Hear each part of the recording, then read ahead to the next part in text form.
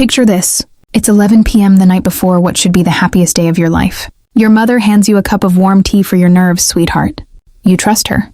You drink it. And that's when your world shatters forever. As the sedative kicked in, I heard my sister's voice cut through the darkness like a blade. Cut her hair off or you'll lose me forever. Through my drugged haze, I watched my own mother pick up electric clippers, the woman who raised me, who promised to love me unconditionally. She chose my golden child sister over me in that moment, and the buzzing sound that followed would haunt me forever. I woke up on my wedding morning completely bald, humiliated, betrayed by my own blood. But here's what my family didn't know. I had allies they never saw coming, evidence they never imagined existed, and a plan that would turn their perfect Southern wedding into their worst nightmare. Because when those chapel doors opened and 200 guests saw my bald head, the room didn't just fall silent. It exploded. Audio recordings played. Receipts appeared on screens. Secrets spanning 3 generations came crashing down like dominoes. What happened next didn't just destroy my family's reputation. It shattered a cycle of abuse that had poisoned our bloodline for decades. By the end of this story, you'll witness the most satisfying revenge you've ever heard and understand why sometimes the most broken people become the strongest warriors. This is my story, and trust me, you've never heard anything like it. My name is Sarah Elizabeth Montgomery, and at 32, I thought I had finally escaped the suffocating grip of my Southern Belle mother's expectations. As a successful marketing director for a tech company in Atlanta, I'd built a life 2 hours away from my hometown of Magnolia Springs, Georgia, far enough to breathe close enough to maintain the facade of family harmony that meant everything to my parents. Tomorrow was supposed to be my wedding day, the culmination of 2 years of planning that had turned into a battleground between my vision of an intimate celebration and my mother's dream of a grand Southern spectacle that would cement our family's status as the crown jewel of our gated community. The evening air was thick with Georgia humidity as I sat in my childhood bedroom, surrounded by the pale pink wallpaper and antique furniture that had remained unchanged since I was 16. My parents, Charles and Margaret Montgomery, had insisted I spend my final night as a single woman in the house where I grew up, a tradition they claimed that would bring good luck to the marriage. Charles served as chairman of the Magnolia Hills Homeowners Association and was a deacon at First Baptist Church, while Margaret led the Ladies' Auxiliary and hosted the most coveted dinner parties in our zip code. To the outside world, we were the picture-perfect American family, successful, devout, and unshakably united. The truth was far more complicated. "Sweetheart, you look absolutely exhausted," my mother said as she glided into my room carrying a delicate china teacup on a silver tray. Margaret Montgomery never simply walked anywhere. She glided, floated, or swept as if perpetually auditioning for the role of Southern matriarch in some grand production. Her blonde hair was perfectly coiffed despite the late hour, and her silk nightgown probably cost more than most people's monthly rent. "I brought you some chamomile tea with a little something extra to help calm those pre-wedding jitters." I should have been suspicious. In 32 years, my mother had never once brought me tea for any reason, let alone to soothe my nerves. But the stress of the past few months had worn me down the constant battles over guest lists, flower arrangements, and wedding traditions I didn't want, but couldn't seem to escape. The tea smelled like home, like the antique rose garden my grandmother had planted behind the house. And I was desperate for anything that might quiet the anxiety churning in my stomach. "Thank you, Mama," I said, accepting the cup with both hands. The liquid was warm and sweet with an underlying bitter note that I attributed to the chamomile. "I really am nervous about tomorrow." "Oh, honey, every bride feels this way," she said, settling onto the edge of my bed with the practiced grace of someone who had perfected the art of appearing nurturing while maintaining emotional distance. "Your sister Melissa felt the exact same way before her engagement party last month. Speaking of which, where is that girl? She was supposed to come say goodnight." As if summoned by her name, Melissa burst through the bedroom door with the dramatic flair that had defined her personality since childhood. At 28, my younger sister had inherited our mother's delicate features and our father's commanding presence, creating a combination that had opened doors and melted hearts throughout her life. While I had always been the responsible one, good grades, steady job, sensible choices, Melissa was the golden child who could do no wrong, even when she did everything wrong. "Sorry I'm late," she announced, her cheeks flushed and her eyes unnaturally bright. I was on the phone with Brad trying to convince him to propose already. "I mean, Sarah's getting married tomorrow, and I've been with Brad for 6 months longer than she's been with David. I felt the familiar sting of comparison that had poisoned our relationship since childhood. But the tea was already making me drowsy, dulling the sharp edges of my irritation. My eyelids grew heavy, and the room seemed to tilt slightly as if I were viewing everything through water. "Melissa, don't be ridiculous," our mother said, but her tone lacked conviction. "Everyone has their own timeline." "Do they, though?" Melissa's voice took on a sharp edge that cut through my growing haze. "Because I'm tired of being overshadowed. I'm tired of Sarah getting everything first just because she's older. I'm tired of being the afterthought." The teacup slipped from my fingers and shattered against the hardwood floor, the sound echoing like a gunshot in the quiet room. I tried to stand to clean up the mess, but my legs wouldn't support me. The room spun faster now, and I had to grip the bedpost to keep from falling. "What did you put in that tea?" I managed to whisper, but the words came out slurred and distant. Melissa stepped closer, her face transforming into something I'd never seen before, cold, calculating, and utterly without mercy. "Cut her hair off," she said, her voice rising to just below a scream, "or you'll lose me forever. I swear to God, Mama, if you don't do this one thing for me, I will walk out of this house tonight, and you will never see me again." Through the sedative fog, I watched my mother's face crumple as if Melissa had physically struck her. Margaret Montgomery, who prided herself on maintaining control in every situation, began to cry. Not the delicate tears of a Southern lady, but ugly, desperate sobs that shook her entire body. "Please don't make me choose," she whispered, but we all knew she already had. The sound of clippers cutting through my hair, and I knew I'd lost much more than just my appearance. Consciousness returned slowly, like swimming up from the bottom of a murky pond. My mouth tasted like cotton and copper, and there was a strange coolness across my scalp that I couldn't immediately place. The morning light filtering through my childhood bedroom curtains seemed harsher than usual, and when I tried to sit up, the world tilted dangerously to one side. The sedative still clung to my system like cobwebs, making every movement feel sluggish and disconnected. It wasn't until I swung my legs over the edge of the bed that I noticed the hair. Thick, dark strands scattered across the hardwood floor, like fallen leaves catching the sunlight in a way that made my stomach lurch. My hand instinctively went to my head, expecting to feel the familiar weight of the shoulder-length waves I'd been growing out for 2 years, specifically for this day. Instead, my palm met bare skin. The walk to my bathroom mirror felt like crossing a desert. Each step brought a growing sense of dread that crystallized into horror the moment I flicked on the overhead light. The woman staring back at me was unrecognizable. Where my hair had been, there were only uneven patches of stubble and angry red welts, where the clippers had been pressed too hard against my scalp. Melissa hadn't just cut my hair. She had scalped me with the precision of someone who wanted to inflict maximum damage. I raised trembling fingers to trace the geography of my destruction. The skin was tender and raw in places with tiny cuts that had scabbed over during the night. Some areas were completely bald, while others had tufts of hair no longer than A4 in, creating a landscape of humiliation that no amount of makeup or strategic lighting could disguise. The sensation of touching my own scalp was alien and violating, as if I were exploring someone else's body. My fingertips, usually soft from expensive hand cream, felt rough and foreign against the unfamiliar texture of exposed skin. The bathroom door creaked open behind me, and I saw my mother's reflection join mine in the mirror. Margaret Montgomery looked like she had aged a decade overnight. Her usually immaculate appearance was disheveled, her silk nightgown wrinkled, and her carefully maintained composure had cracked like old paint. For a moment, neither of us spoke. We simply stared at each other's reflections. Two women standing in the wreckage of a relationship that could never be repaired. "Sarah, honey," she began, her voice carefully modulated in that tone she used when trying to manage a crisis at one of her charity events.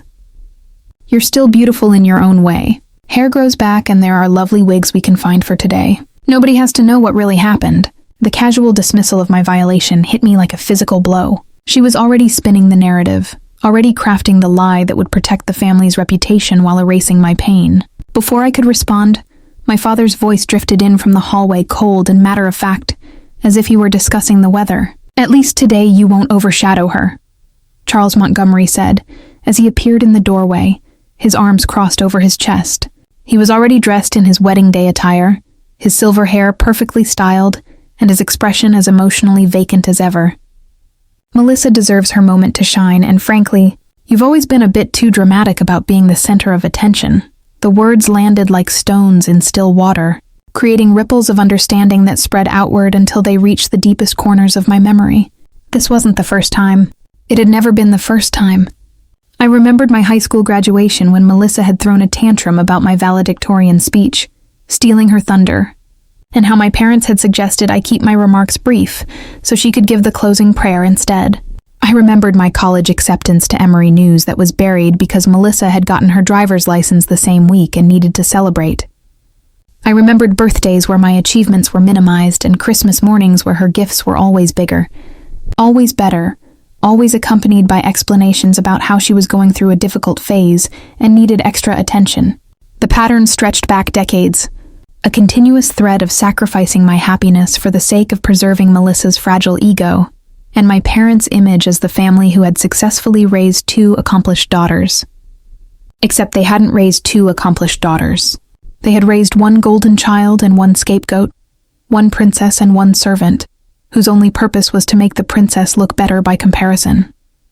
I gripped the marble edge of the bathroom sink until my knuckles turned white, using the physical anchor to keep myself steady as the full weight of my situation crashed over me. This was my wedding day, the day I had planned for 2 years, spent thousands of dollars on, and invited 200 people to witness. The day that was supposed to mark the beginning of my new life as David's wife, and my final escape from this toxic family dynamic. Instead, I looked like a cancer patient or a mental health crisis, and my own parents were standing there acting like I was being unreasonable for being upset about it. But as I stared at my reflection, something else began to emerge alongside the shock and hurt.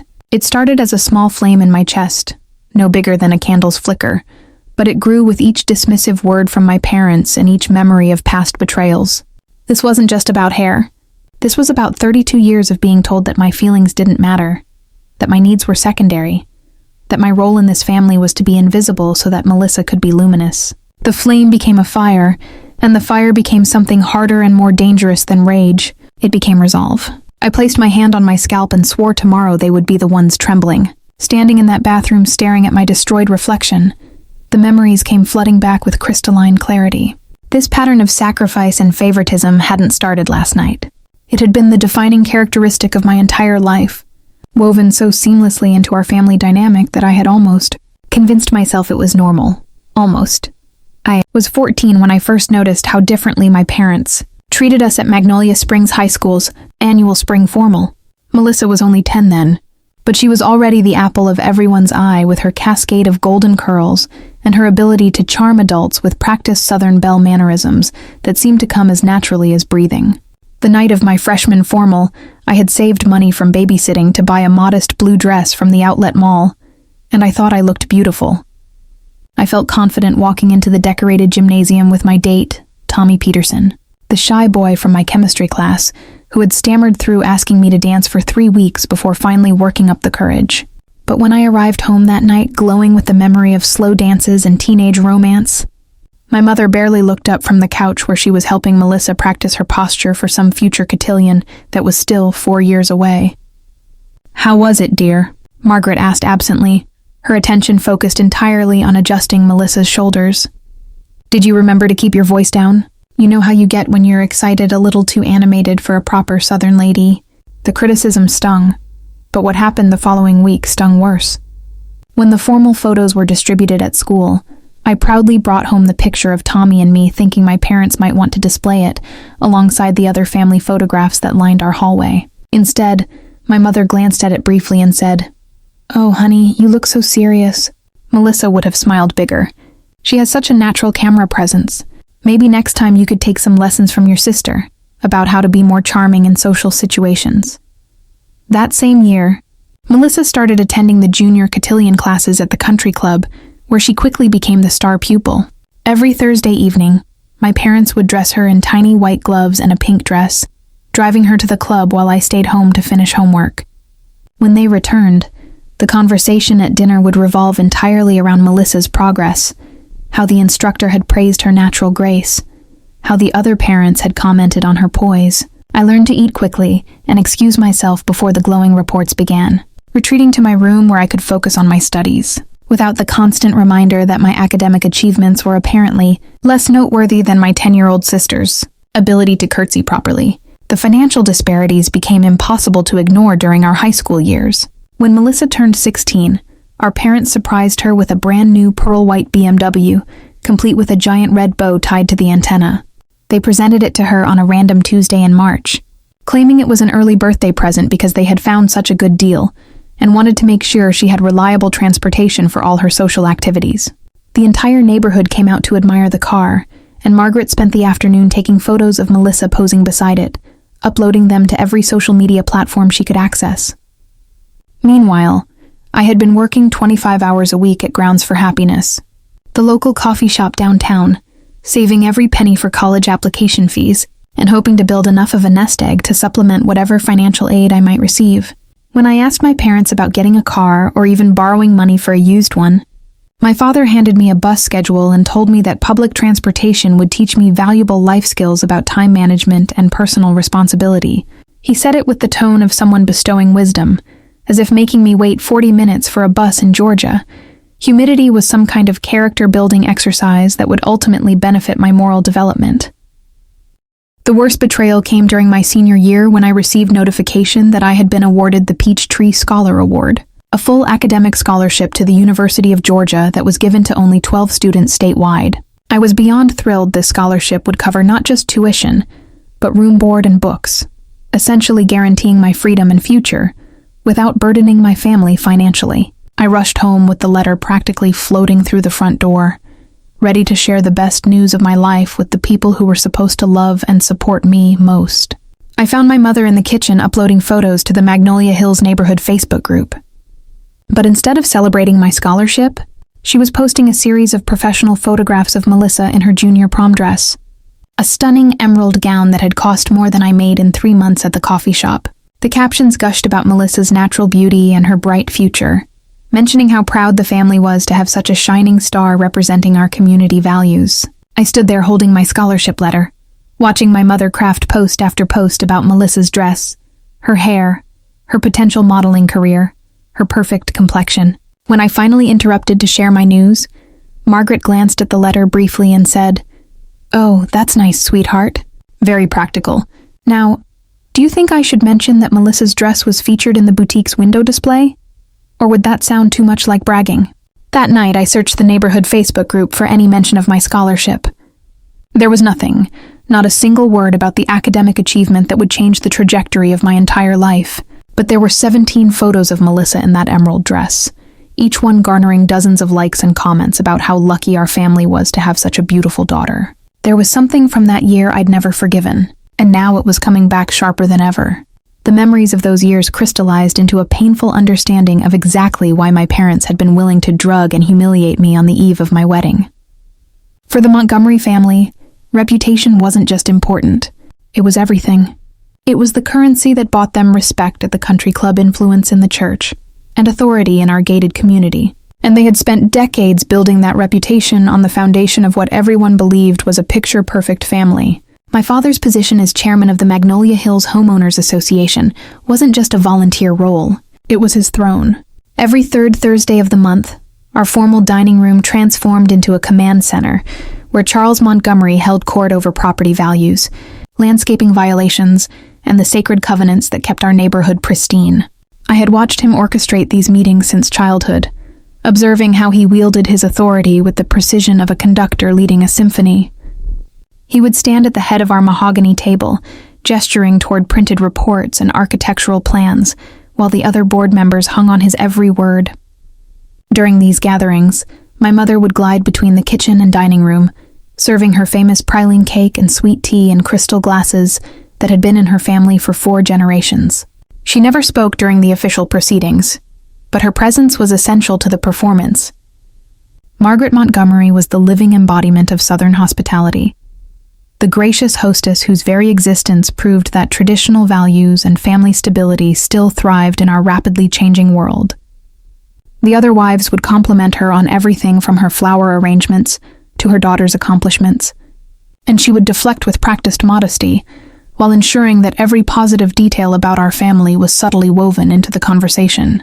The church committee meetings followed a similar pattern, though with an added layer of moral authority that made my parents practically untouchable in our community. First Baptist Church of Magnolia Springs wasn't just where we worshiped. It was where social hierarchies were established and maintained through a complex web of committee positions, volunteer roles, and financial contributions. My father had served as a deacon for 15 years, while my mother led the Ladies' Auxiliary and organized the annual charity auction that raised funds for the children's ministry. Together, they represented everything the congregation aspired to be: successful, devoted, and blessed with a family that reflected God's favor. I had lost count of how many times I had heard my parents referenced as examples during sermons or Sunday school lessons. Pastor Williams would speak about the importance of raising children with strong Christian values, and inevitably, someone would mention how fortunate the church was to have families like the Montgomery, who had produced 2 daughters destined for bright futures. The irony was suffocating. Our family was held up as a model of Christian love and support, when the reality behind closed doors was manipulation, favoritism, and emotional abuse disguised as family loyalty. The wedding itself had been planned as the ultimate performance, a grand finale to decades of careful image management. When David and I announced our engagement 18 months ago, my mother immediately began treating the event like a political campaign, with guest lists that read like a who's who of Magnolia Springs society. The invitation list included not just family and friends, but every influential person in our community: the mayor and his wife, the bank president, the country club, board of directors, and naturally, Pastor Williams and his entire family. Margaret had explained that a wedding was an opportunity to celebrate our blessings while demonstrating our family's continued prominence in the social fabric of our town. She had chosen Magnolia Hills Country Club as the venue specifically because it was the most prestigious location in our area, the kind of place where exclusivity was measured not just by membership fees, but by generational legacy.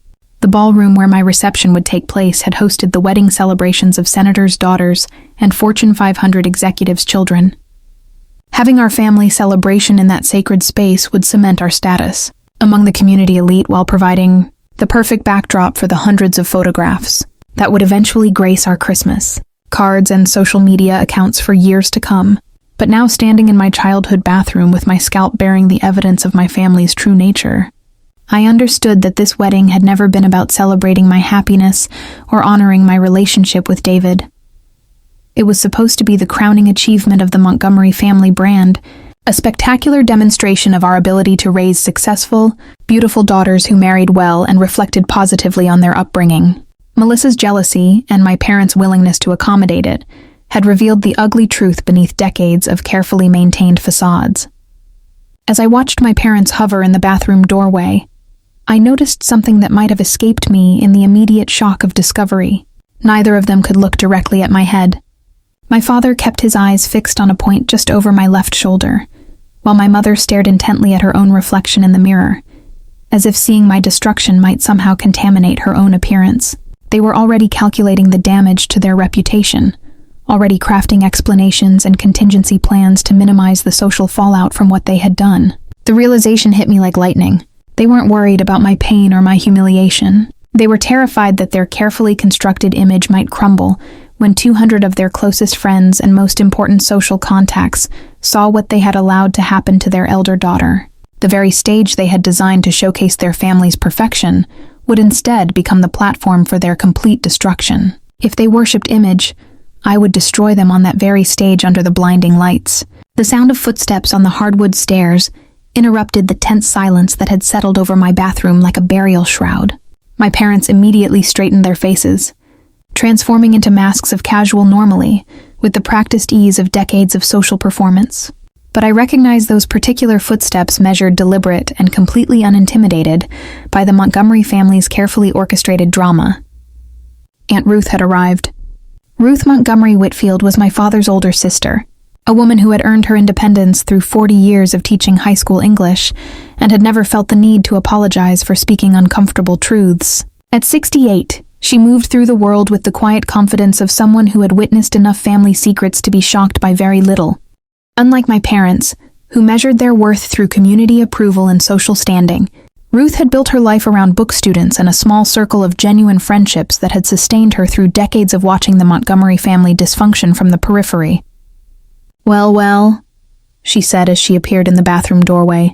her silver hair pulled back in its characteristic neat bun, and her blue eyes taking in the scene with the analytical precision of someone assessing a particularly complex piece of literature. "I see we're having quite the morning drama." My mother immediately launched into damage control mode, her voice taking on that artificially bright tone she used when trying to convince people that catastrophes were actually blessings in disguise. "Ruth, thank goodness you're here early. Sarah had a little accident with some scissors last night. You know how nervous brides can get. And we're just figuring out the best way to style what's left for the ceremony." The lie was so blatant, so insulting to everyone's intelligence that I felt a fresh wave of rage wash over me. But Ruth simply raised one silver eyebrow and stepped fully into the bathroom, her presence immediately shifting the balance of power in the room. She had a way of occupying space that made everyone else feel smaller and less significant. Not through intimidation, but through the quiet authority of someone who had spent decades teaching teenagers, and had therefore developed an immunity to manipulation and deception. "Charles Margaret," she said, her voice carrying the same tone she had probably used with countless students caught cheating on examinations. "I think Sarah and I need a few minutes alone. Perhaps you could go downstairs and start preparing breakfast for your guests." It wasn't a suggestion, and everyone in the room understood that. My parents exchanged a quick glance, the kind of wordless communication that long-married couples develop before reluctantly retreating from the bathroom. I could hear their whispered conversation beginning before they even reached the stairs, no doubt crafting their next strategy for containing the damage to their reputation. Ruth waited until their footsteps faded before closing the bathroom door with a soft click. Then she reached into the large canvas bag she always carried and pulled out a collection of silk scarves in various shades of blue and gray, their fabric so soft and fine that they seemed to catch and hold the morning light. Without saying a word, she approached me and began gently draping one of the scarves around my head, her movements tender and careful in a way that made my throat tighten with unexpected emotion. "I've known about this for a long time," she said quietly, her fingers working with practiced skill to arrange the scarf in a way that covered my scalp while still looking elegant and intentional. Not the specific details of last night, but the pattern, the favoritism, the way they've always been willing to sacrifice your happiness to preserve Melissa's ego and their own social standing. Her words broke something loose inside me, and I found myself leaning into her touch like a child seeking comfort from the only adult who had ever offered it without conditions or expectations. Ruth had always been the family outlier, the Montgomery who had chosen books over babies, career over marriage, and truth over social acceptability. During my childhood, she had been the one who remembered my academic achievements and celebrated my small victories with the kind of genuine enthusiasm my parents reserved exclusively for Melissa's social triumphs. "The thing is, sweetheart," Ruth continued, now securing the scarf with a small pin shaped like a silver leaf, "technology has changed the game these days. Everything is recorded. Your parents installed that new doorbell camera system just last month. You know, the kind that's always recording, always watching. Technology is like a silent witness now capturing truths that people think they can hide." The implications of her words hit me immediately. If the doorbell camera had been recording last night, it would have captured Melissa's ultimatum. My parents' conversation, maybe even the sound of the clippers. Evidence, real, undeniable proof of what had been done to me and why. For the first time since waking up, I felt something other than despair and rage. I felt the stirring of possibility. Ruth seemed to read my thoughts because she smiled with the satisfied expression of a teacher watching a student reach the correct conclusion. Now I happen to know that young man who handles the audio-visual equipment at the country club. Tommy Chen graduated from my AP English class 3 years ago. Bright boy, very good with technology, and absolutely devoted to the idea that truth should prevail over convenience. I think he might be very interested in helping you prepare a little private performance for this afternoon. As she spoke, Ruth's hand moved to stroke my scalp through the soft fabric of the scarf, her touch carrying all the maternal comfort that had been missing from my actual mother's interactions. It was a gesture so simple, and yet so profound, that it made me realize how starved I had been for genuine affection for someone to touch me with kindness, rather than manipulation or control.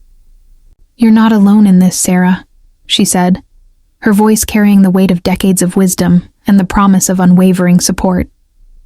"Some battles can't be won with silence and submission. Sometimes the only way to break a cycle is to shine a light so bright that everyone can see exactly what's been happening in the shadows." I lifted my head. Maybe I wasn't alone and the darkness was beginning to lift. Ruth's words echoed in my mind as she quietly slipped out of the bathroom, leaving me alone with my reflection and a clarity I hadn't possessed an hour earlier. The woman staring back at me was no longer a victim. She was someone with options, with allies, and most importantly, with the intelligence to turn this disaster into something far more powerful than my family had ever imagined possible. I reached up and carefully removed Ruth's silk scarf, studying my bare scalp in the harsh bathroom lighting. What had been done to humiliate me could become my greatest weapon. The wedding dress hanging in my closet had been chosen months ago during a shopping trip that had devolved into yet another battle between my preferences and my mother's vision of how a Montgomery bride should appear. She had pushed for something elaborate and traditional with layers of tulle and intricate beadwork that would photograph beautifully and demonstrate our family's refined taste. I had wanted something simpler, more elegant, but had eventually compromised on a gown that satisfied her need for spectacle while still feeling authentically mine. Now looking at that dress with new eyes, I realized it was perfect for an entirely different reason. The gown was crafted from ivory silk, with clean minimalist lines that emphasized the wearer rather than overwhelming her. The neckline was modest but striking, and most importantly, it came with a cathedral-length veil made from the finest tulle that was so sheer it was almost transparent. My mother had insisted on the dramatic veil, claiming it would create stunning photographs as it trailed behind me down the aisle. She had envisioned it framing my face and hair like a cloud of ethereal beauty. Instead, it would serve as the perfect backdrop for my revelation. As I held the veil up to the window, watching the morning sunlight filter through its delicate weave, I realized that attempting to hide my condition would only give my family what they wanted. My shame, my compliance, my willingness to disappear so that their reputation could remain intact. But wearing the veil in a way that showcased rather than concealed my bare scalp would transform their act of cruelty into my declaration of independence. The sheer fabric would catch the light and draw attention to what they had done, making it impossible for anyone to miss or ignore. I began experimenting with different ways to arrange the veil, discovering that when positioned properly, it created an almost ethereal effect that made my bare head look intentional and striking rather than tragic. The morning breeze drifting through my bedroom window felt different now as it moved across my scalp. Not like a violation, but like freedom. There was something liberating about feeling air against skin that had been hidden beneath hair for 3 decades, as if I were experiencing the world through a completely new sense. Each tiny current of air reminded me that I was alive, that I was making choices, that I was no longer the passive recipient of my family's manipulation, but I was too strategic to rely solely on the visual impact of my appearance. Ruth's mention of the doorbell camera had sparked a plan that was growing more sophisticated by the hour. I needed to approach this situation with the same careful calculation that had earned me a full academic scholarship and a successful career in marketing. Impulse and emotion had their place, but sustainable victory required planning evidence and multiple contingency strategies. I retrieved my laptop and began mapping out 2 distinct scenarios, treating this like any high-stakes business presentation I had ever delivered. Option 1 was the path of least resistance: proceed with the wedding ceremony as planned. Maintain the family's precious image, and deal with the aftermath privately through conversations that could be denied or twisted later. This option preserved the social status quo and avoided immediate public drama, but it also meant that my parents' behavior would go unchallenged, and they would likely view my compliance as permission to continue treating me as expendable. Option 2 was far more dangerous, but potentially far more effective. Use the wedding reception as a platform to reveal the truth about what had happened, backed by whatever evidence Ruth and I could gather. This approach carried significant risks. It could destroy relationships, create lasting family rifts, and certainly end any hope of maintaining the peaceful facade that had defined our family's public persona for decades. But it also offered the possibility of genuine accountability and the chance to break a pattern of abuse that had clearly been repeating itself across generations. The key to making option 2 work would be timing and presentation. I needed to ensure that the wedding ceremony itself proceeded normally, both to honor my commitment to David and to avoid giving my parents any opportunity to sabotage the event before I could reveal the truth. But during the reception, when all of our community leaders and social influences were gathered in one place, when cameras were rolling and memories were being created, that would be the moment to let the truth speak for itself. I pulled out my phone and composed a carefully worded text message to Tommy Chen, the AV technician Ruth had mentioned. I remembered him vaguely from church, a quiet, serious young man who had always struck me as someone with strong moral convictions and little patience for injustice. My message was simple and direct. "Tommy, this is Sarah Montgomery. I need your help with something important today. Can you meet me privately before the reception? And please don't mention this to anyone else yet." His response came back within minutes. "Of course, Miss Sarah. I'll be setting up equipment at the club around noon. Whatever you need." I followed up with one more text, the words feeling like a loaded weapon as I typed them. "Only play when I nod, not before."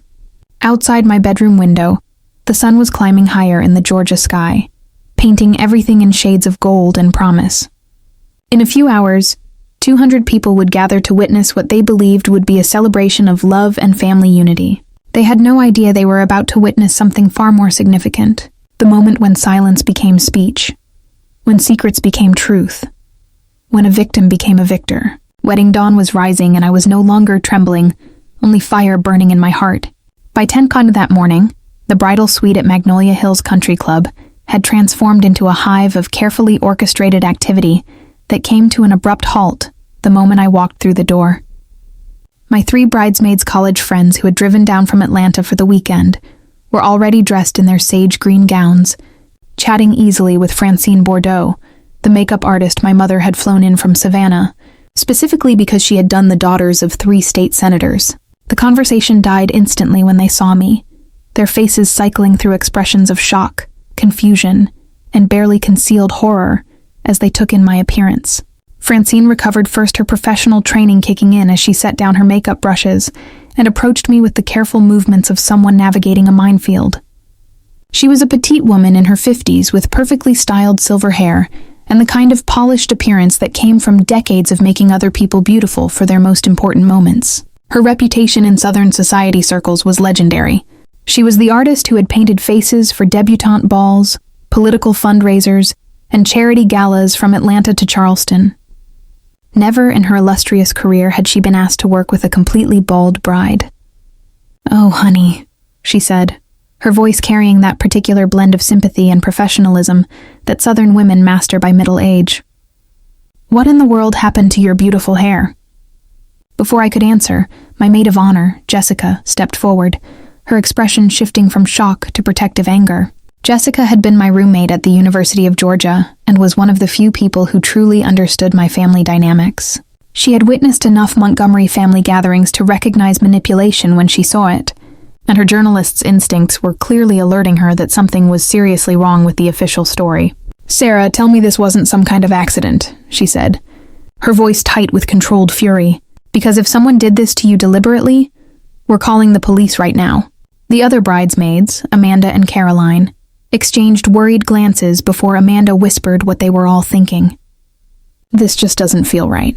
I mean, this family has always been so focused on appearances and proper Southern hospitality. What kind of family let something like this happen to their daughter on her wedding day? It's like everything we thought we knew about Southern grace and family support just got turned upside down." Her comment hit closer to the truth than she realized. The idea that a respectable Southern family would allow their eldest daughter to appear at her wedding looking anything less than perfect was so foreign to their understanding of our culture that they were struggling to process what they were seeing. In their world, families rallied around, brides protected them, ensured that their wedding day was flawless. The fact that I was standing before them looking like I had been through some kind of trauma was challenging everything they believed about family loyalty and Southern values. Caroline pulled out her phone and I could see her fingers moving rapidly across the screen. Within minutes, she was showing Amanda something that made both of them gasp. "Look at this," Caroline said, turning her phone toward Jessica. "The neighborhood Facebook group is already buzzing. Someone posted a picture of Sarah arriving this morning, and the comments are, well, they're not exactly supportive of your family." I moved closer to see what had captured their attention, and my stomach clenched as I read the comments appearing in real time on the Magnolia Hills Neighborhood Watch Facebook group. Someone had clearly taken a photo of me walking from my car to the club entrance, and the image showed my condition in stark detail. The comments ranged from shocked sympathy to barely veiled criticism of my parents, with longtime neighbors questioning how such a thing could happen to a family they had always viewed as the gold standard of community values. That family was always so perfect, though. Read one comment that had already garnered 15 likes. "Makes you wonder what really goes on behind closed doors in these big houses." Another neighbor had written, Something doesn't add up here. Margaret Montgomery would never let her daughter appear in public looking anything less than flawless unless something terrible happened. The speculation was spreading like wildfire with each new comment, adding fuel to the growing sense that the Montgomery family's carefully maintained reputation was beginning to crack under scrutiny. Francine cleared her throat, drawing our attention back to the immediate situation.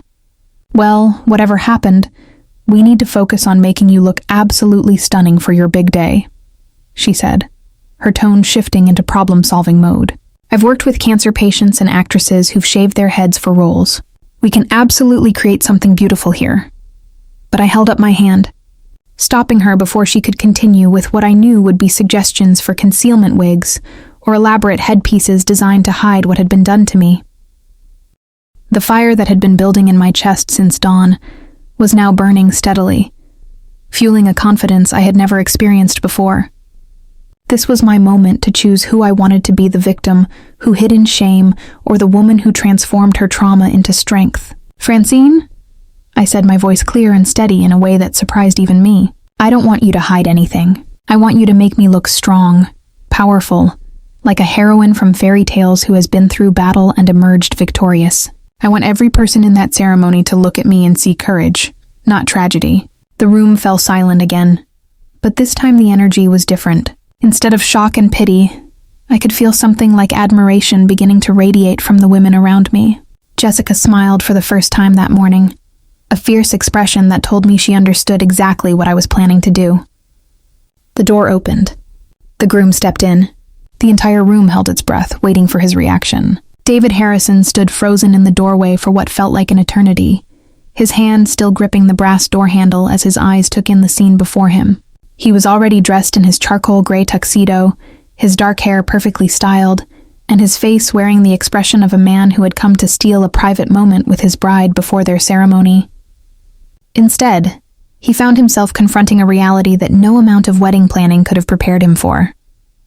The silence in the room was deafening as my bridesmaids, Francine, and I waited to see how the man I was about to marry would react to, discovering that his bride had been stripped of everything that traditional Southern society considered essential to feminine beauty. David's eyes moved slowly from my face to my bare scalp, then back to my eyes, and I watched as a dozen different emotions flickered across his features. There was shock, certainly, but also something deeper and more complex, a kind of recognition that seemed to cut through the surface of what he was seeing to understand that this wasn't about hair or beauty or wedding day perfection. This was about something much more fundamental, something that would define not just our wedding day, but the entire foundation of our marriage. He stepped fully into the room and closed the door behind him with deliberate care, never taking his eyes off my face. The bridesmaids instinctively moved backward, creating space around us, as if they understood that this moment belonged to David and me alone. Even Francine busied herself organizing her makeup kit, giving us the illusion of privacy in the crowded preparation room. "Sarah," he said, his voice barely above a whisper, and I could hear years of love and commitment in the way he spoke my name.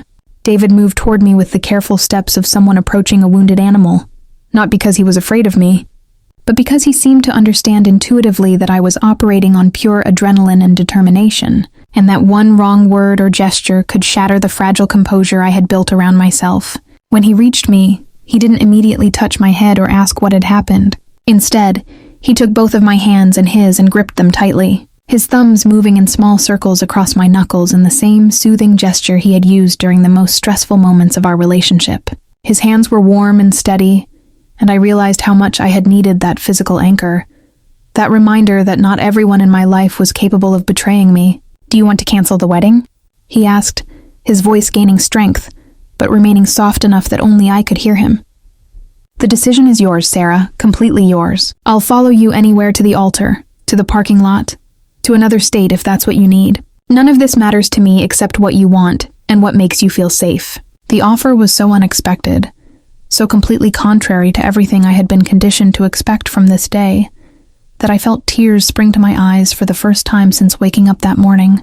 David wasn't asking about photographers or guests or deposits, or the social implications of calling off a wedding that half of Magnolia Springs had been anticipating for months. He was asking about me, about my comfort, about my agency in a situation where everyone else seemed determined to make decisions on my behalf. They drugged me. I said the words coming out in a rush before I could second-guess myself. Last night, my parents gave me tea with something in it to make me sleep, and then Melissa threatened them. She said if they didn't cut off my hair, she would leave the family forever. So they chose her. They chose to humiliate me on our wedding day because keeping her happy was more important than protecting me.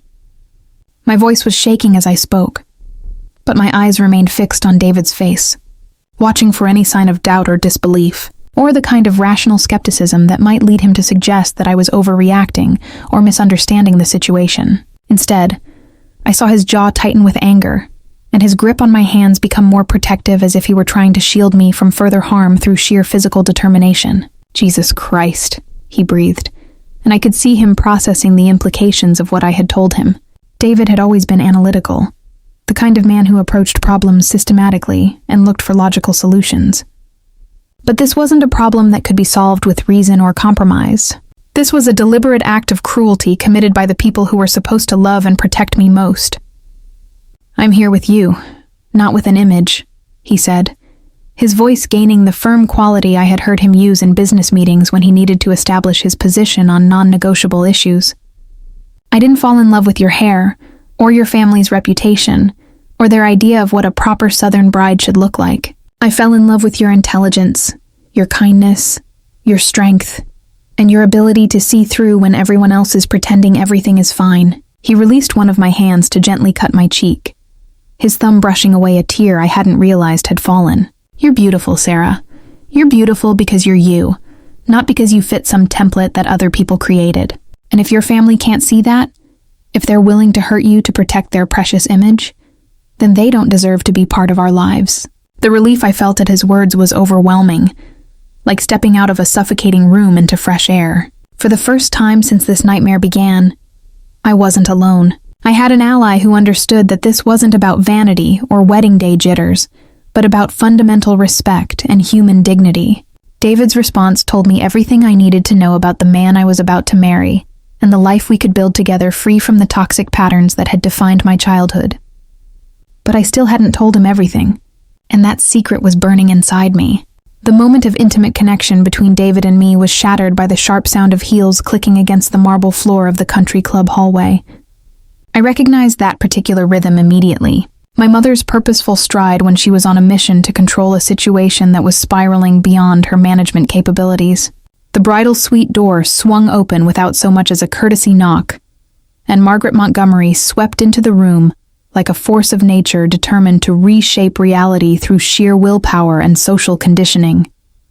She was impeccably dressed in her Mother of the Bride ensemble, a champagne-colored silk dress that had been selected specifically to photograph beautifully against the country club's elegant backdrop. Her makeup was flawless, her hair arranged in the kind of sophisticated updo that required 2 hours with a professional stylist, and her smile was the practiced expression of gracious hospitality that she had perfected over decades of hosting community events. To anyone who didn't know better, she looked like the picture of maternal pride and Southern refinement, preparing to celebrate her daughter's most important day. "David, sweetheart, you look absolutely handsome," she said immediately, moving to embrace him with the kind of warm familiarity she reserved for people she considered valuable assets to the family's social standing. "I hope you're not too overwhelmed by all the excitement. These big weddings can be quite an adjustment for people who come from more modest backgrounds." The subtle dig at David's middle-class upbringing was delivered with such smooth precision that someone unfamiliar with my mother's techniques might have missed it entirely. But I caught it. David caught it, and I could see from Jessica's expression that she had caught it too. My mother had a gift for inserting small cruelties into seemingly innocent conversations, planting seeds of insecurity while maintaining plausible deniability about her intentions. Now then, my mother continued turning her attention to me with the kind of forced brightness that indicated she was about to begin a campaign of damage control. "You still look beautiful in your own way, Sarah. Different certainly, but we can work with different. The important thing is not to make a big deal out of this little setback because the last thing we want is to embarrass ourselves in front of the neighbors and all the important people who have taken time out of their busy schedules to celebrate with us today." The words hit me like a series of calculated slaps, each phrase designed to minimize my trauma while maximizing my sense of obligation to protect the family's reputation. She wasn't asking me how I felt or whether I needed support or comfort. She was instructing me to prioritize her social standing over my own emotional well-being, just as she had been doing my entire life. The gaslighting was so smooth and practiced that I could almost admire the skill involved, if it weren't being directed at me in one of the most vulnerable moments of my life. My father appeared in the doorway behind her, his presence adding weight to her words through silent authority. Charles Montgomery commanded respect wherever he went, not through warmth or charisma, but through the kind of old-fashioned patriarchal gravitas that still carried significant power in Southern social circles. He was dressed in his finest suit, his silver hair perfectly styled, and his expression carrying the stern disapproval of a man who expected immediate compliance with his expectations. "The guests are already arriving," he said, his voice carrying the tone he used during HOA board meetings when he needed to establish that discussion was over and action was required. "The pastor is here along with the mayor and several members of the city council. We have an obligation to these people, Sarah. They've come here expecting to witness a celebration of family values and Southern grace, not some kind of dramatic spectacle that will give them something to gossip about for months." The cultural pressure he was applying was expertly calibrated to hit every button my upbringing had installed. In our community, reputation was everything, and the idea of causing embarrassment to important guests was treated as one of the most serious social crimes imaginable. The pastor, the mayor, the city council members, these were the people whose approval determined a family's standing in Magnolia Springs society. Disappointing them wasn't just a personal failure. It was a betrayal of the community values that defined our entire way of life. "Besides," my mother added, lowering her voice as if she were sharing a confidence, "we simply cannot afford to have anything go wrong today. Not with everything we've invested in this event, and especially not with Melissa's situation being so delicate right now. You know, she's been struggling financially since she quit her job, and we've been helping her with the credit card debt she accumulated trying to keep up with her lifestyle. The poor thing is already so sensitive about being dependent on us again, and if this wedding becomes some kind of scandal, it will just make her feel even worse about herself."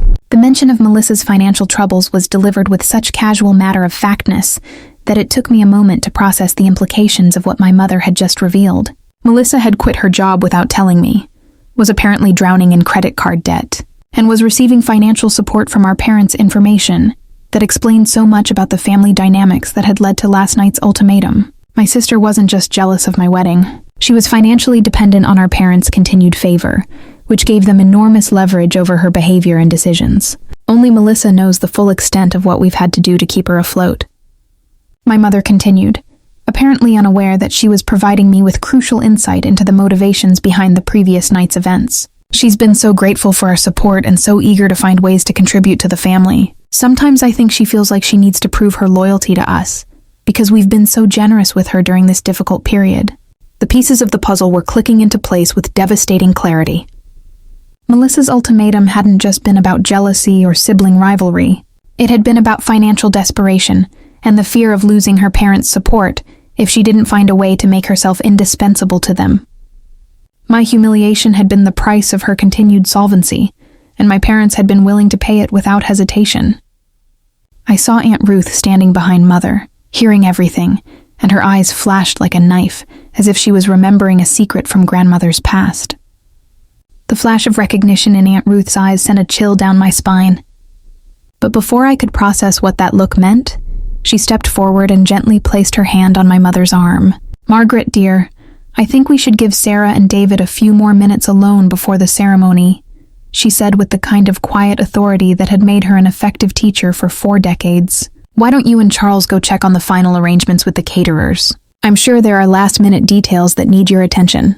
My parents exchanged one of their wordless communications before reluctantly agreeing to leave, though I could see the frustration in my mother's eyes at being dismissed before she could complete her damage control mission. The moment the door closed behind them, Ruth turned to me with an expression that was both sympathetic and determined. "Sarah, I think it's time you heard what that doorbell camera actually recorded last night," she said, pulling her smartphone from her purse with the careful movements of someone handling dynamite. "I downloaded the footage this morning while your parents were busy with their preparations. They don't know I have access to their security system, and they certainly don't know what I discovered." My heart began racing as Ruth navigated to her phone's video gallery and selected a file that was time-stamped from the previous evening. The screen showed the familiar view from our front porch camera. The image quality surprisingly clear, even in the dim lighting from the porch fixtures. For a moment, there was nothing but the peaceful suburban scene of our neighborhood at night. And then the audio began. The sound quality was slightly crackling due to the outdoor recording conditions, but every word was audible with devastating clarity. First came Melissa's voice, sharp and demanding in a way that made my skin crawl as I heard it played back. The ultimatum was even more chilling when removed from the drugged haze that had clouded my perception the night before. Her words cut through the quiet evening air like shards of glass. Cut her hair off or you'll lose me forever. I swear to God, Mama, if you don't do this one thing for me, I will walk out of this house tonight and you will never see me again. My mother's response followed her voice thick with tears and the kind of desperation I had never heard from her before. Please don't make me choose Melissa. Please don't ask me to hurt Sarah like this. There has to be another way. But even as she protested, I could hear the weakness in her voice. The way she was already capitulating to my sister's demands, even as she pretended to resist them. My father's voice was harder to make out initially, but then it became clear as he moved closer to the front door, apparently returning from wherever he had gone to retrieve the clippers. Well, do it quickly, he said, his tone clinical and detached, as if he were discussing trimming hedges rather than assaulting his own daughter. She won't remember much of it anyway with the sedative. By tomorrow it will be done, and we can all move forward. But then underneath their familiar voices, I heard something that made my blood run cold. There was laughter in the background, distinctly male laughter that didn't belong to my father. The sound was muffled and distant, as if someone was standing further away from the recording device. But it was unmistakably there. Someone else had been present during this conversation, someone who found my family's plan amusing rather than horrifying. Ruth, who is that laughing? I asked, my voice barely above a whisper as the implications of what I was hearing began to sink in. There's someone else there, someone who's not family. Ruth's expression darkened as she paused the recording. I've been wondering the same thing, sweetheart. Ruth's mention of the doorbell camera had sparked a plan that was growing more sophisticated by the hour. I needed to approach this situation with the same careful calculation that had earned me a full academic scholarship and a successful career in marketing. Impulse and emotion had their place, but sustainable victory required planning evidence and multiple contingency strategies. I retrieved my laptop and began mapping out 2 distinct scenarios, treating this like any high-stakes business presentation I had ever delivered. Option 1 was the path of least resistance: proceed with the wedding ceremony as planned. Maintain the family's precious image, and deal with the aftermath privately through conversations that could be denied or twisted later. This option preserved the social status quo and avoided immediate public drama, but it also meant that my parents' behavior would go unchallenged, and they would likely view my compliance as permission to continue treating me as expendable. Option 2 was far more dangerous, but potentially far more effective.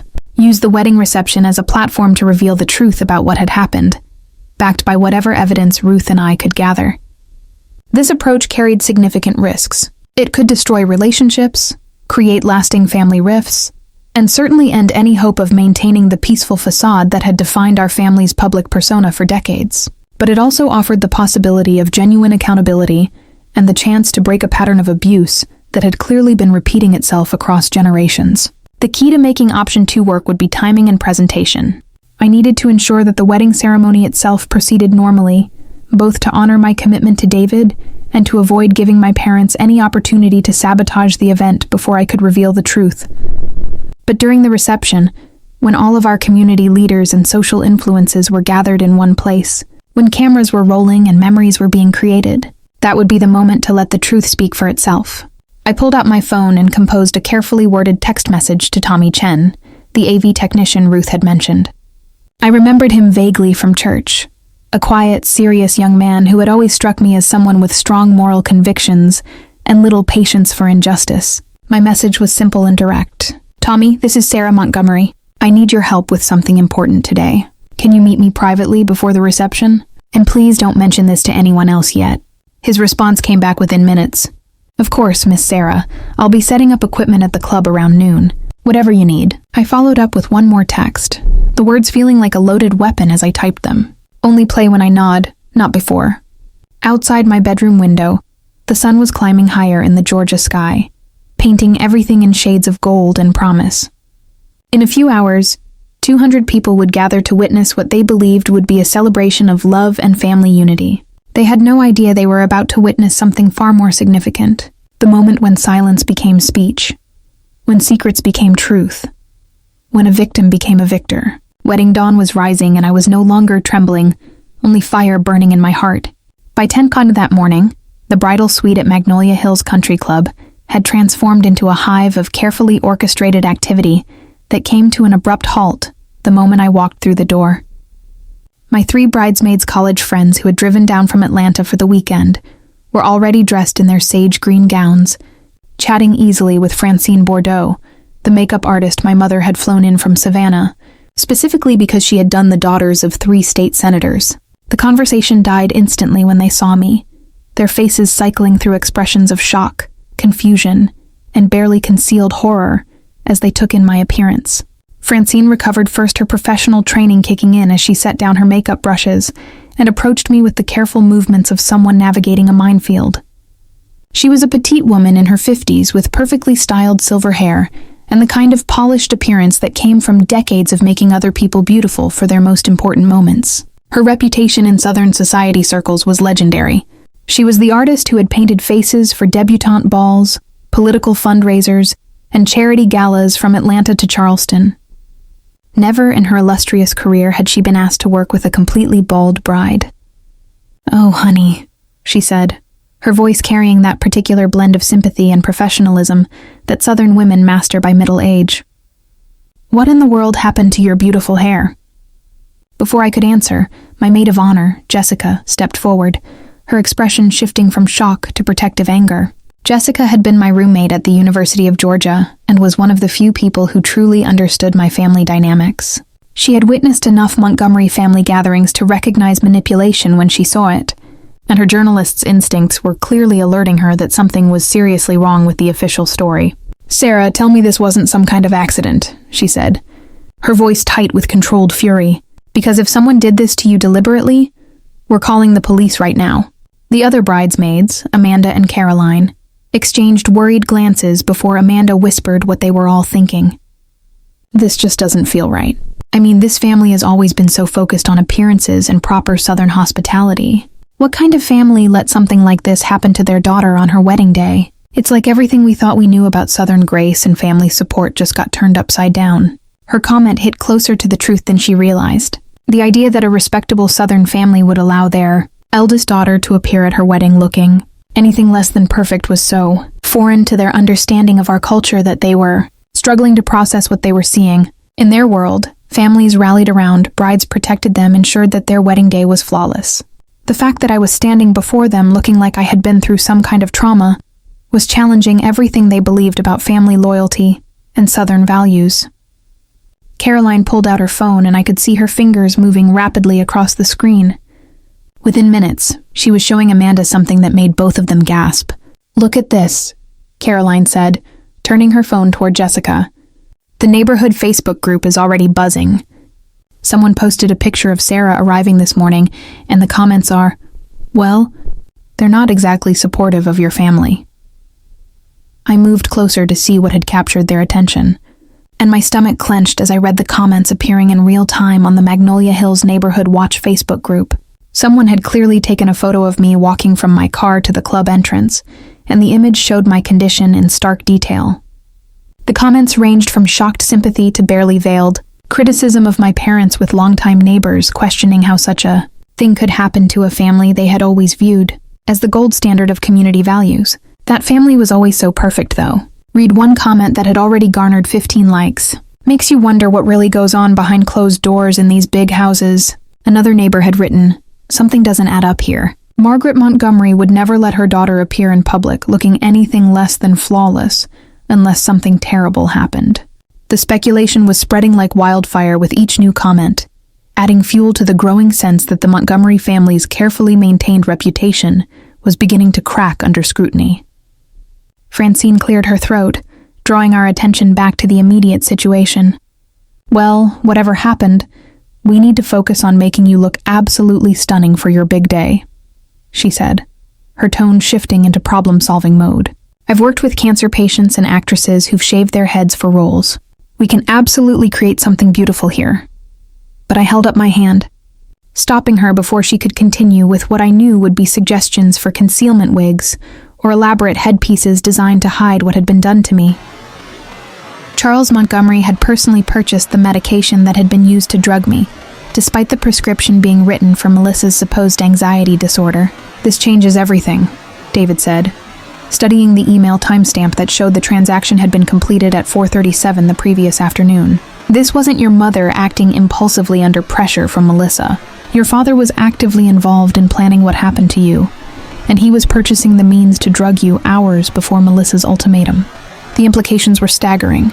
The narrative I had constructed, in my mind, of my mother being manipulated into a terrible decision by my sister's emotional blackmail was crumbling under the weight of evidence that suggested a much more calculated conspiracy. My father, the respected deacon and community leader who prided himself on moral authority and family values, had been planning my humiliation with the same methodical attention to detail he brought to HOA board meetings and church committee work. Ruth carefully forwarded the pharmacy receipt to both David and me, ensuring that we would have copies even if something happened to her phone or email account.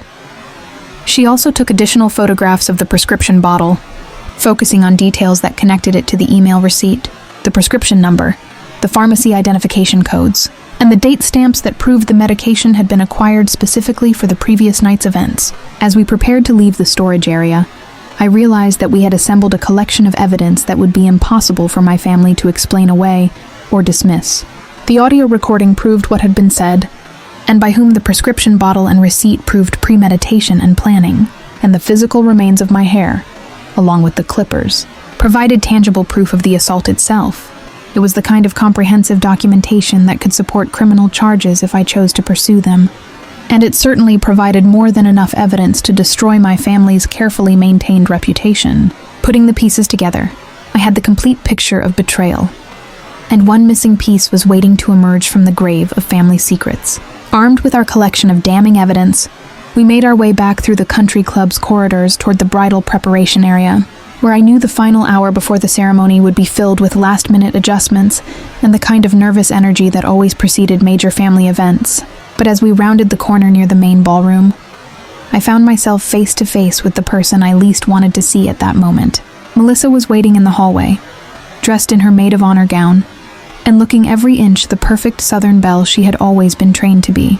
She had positioned herself strategically near the entrance to the bridal suite, clearly intending to intercept me before I could retreat to the safety of my preparation room. Her appearance was flawless as always, her golden hair arranged in an elaborate updo that had probably required 2 hours with a professional stylist.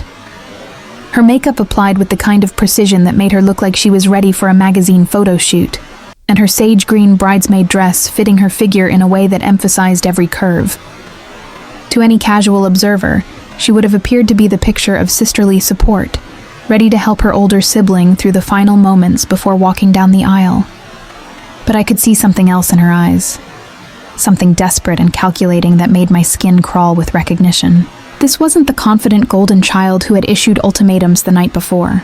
This was someone who had spent the morning watching her carefully. Orchestrated plan began to unravel, and who was now scrambling to regain control of a situation that was spiraling beyond her management capabilities. "Sarah," she said, her voice taking on the artificially sweet tone she had always used when she wanted something from me. "I was hoping we could have a few minutes alone before the ceremony. You know, sister to clear the air about everything that happened last night." David immediately stepped closer to me, his protective instincts clearly activated by something in Melissa's demeanor that struck him as threatening rather than conciliatory. Ruth also positioned herself slightly behind Melissa, close enough to intervene if the conversation took a turn toward confrontation. I could feel their support like a physical presence, reminding me that I wasn't alone in facing whatever manipulation my sister was about to attempt.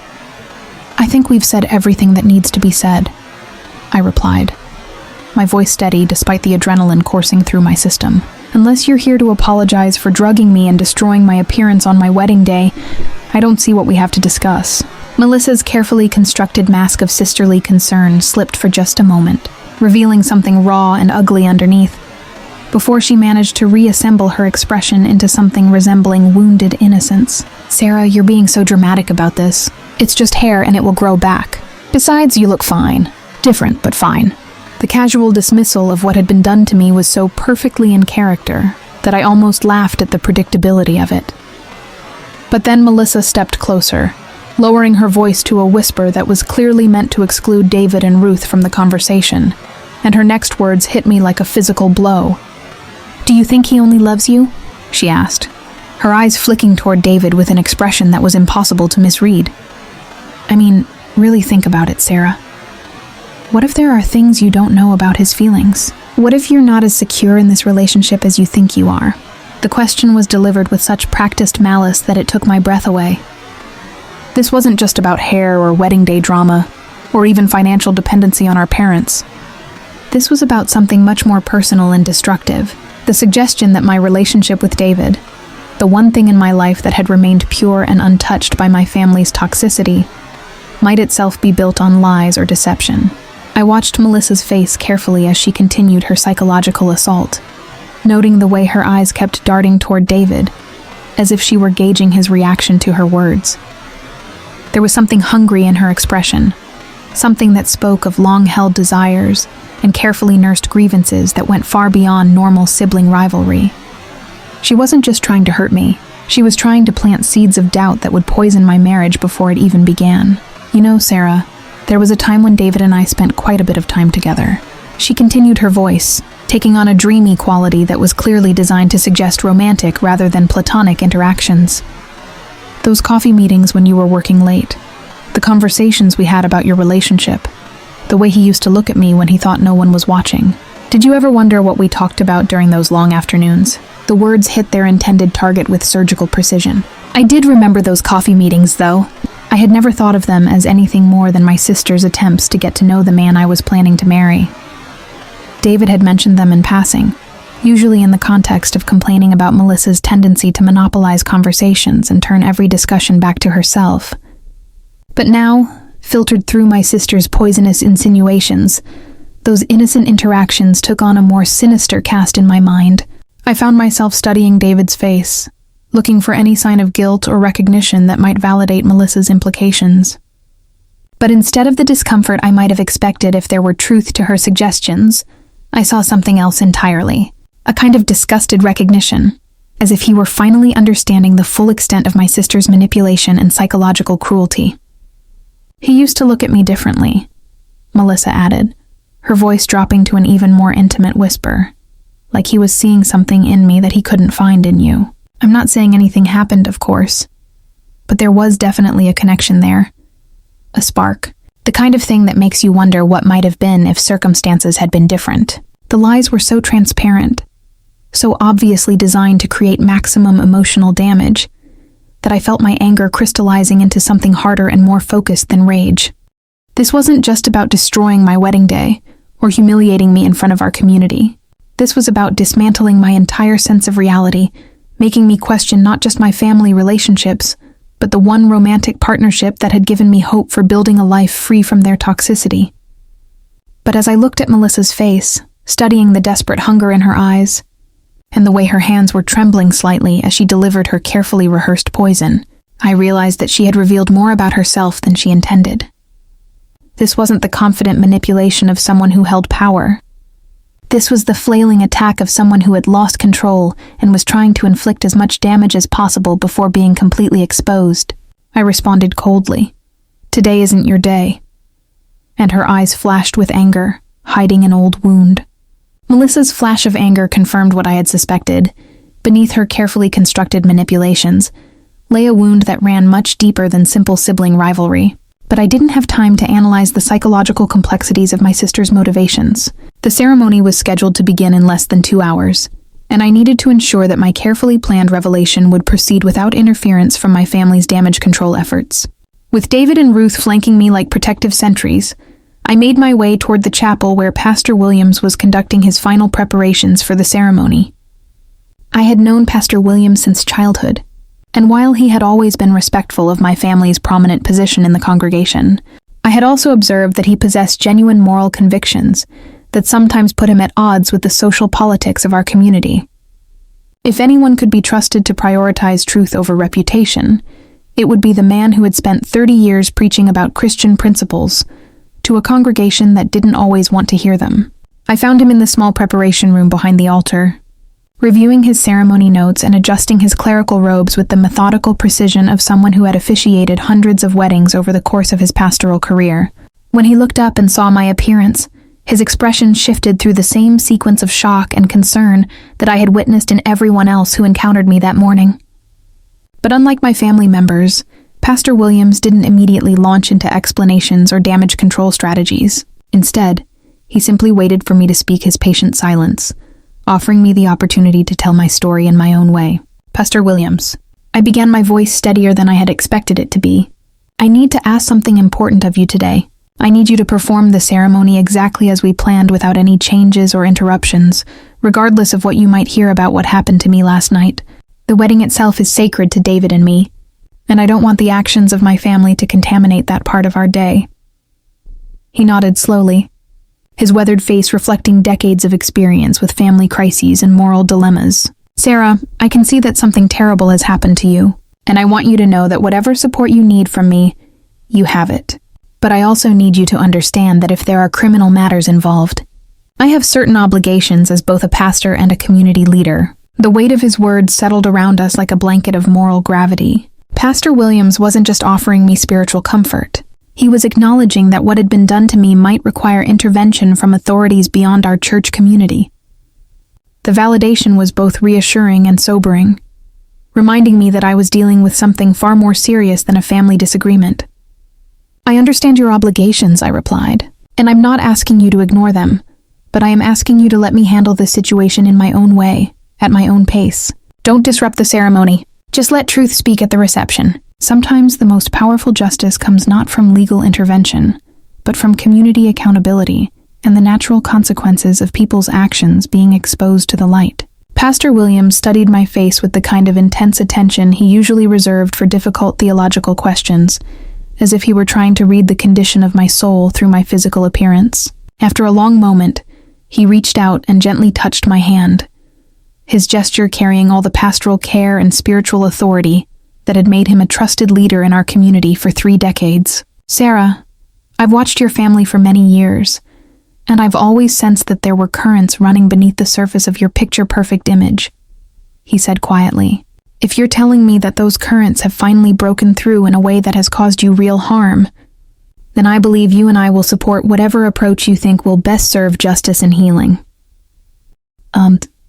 His words gave me the confidence I needed to proceed with the next phase of my preparation. I made my way to the reception area where Tommy Chen was setting up the audio-visual equipment for the evening's festivities.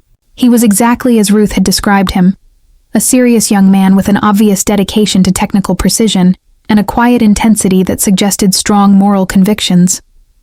When I approached him with my request to review the audio evidence and prepare it for potential presentation during the reception, he listened with the kind of focused attention that told me he understood the gravity of what I was asking. Miss Sarah, I want you to know that your mother did speak to me earlier this morning, Tommy said, his voice carrying a note of apology that made my heart sink.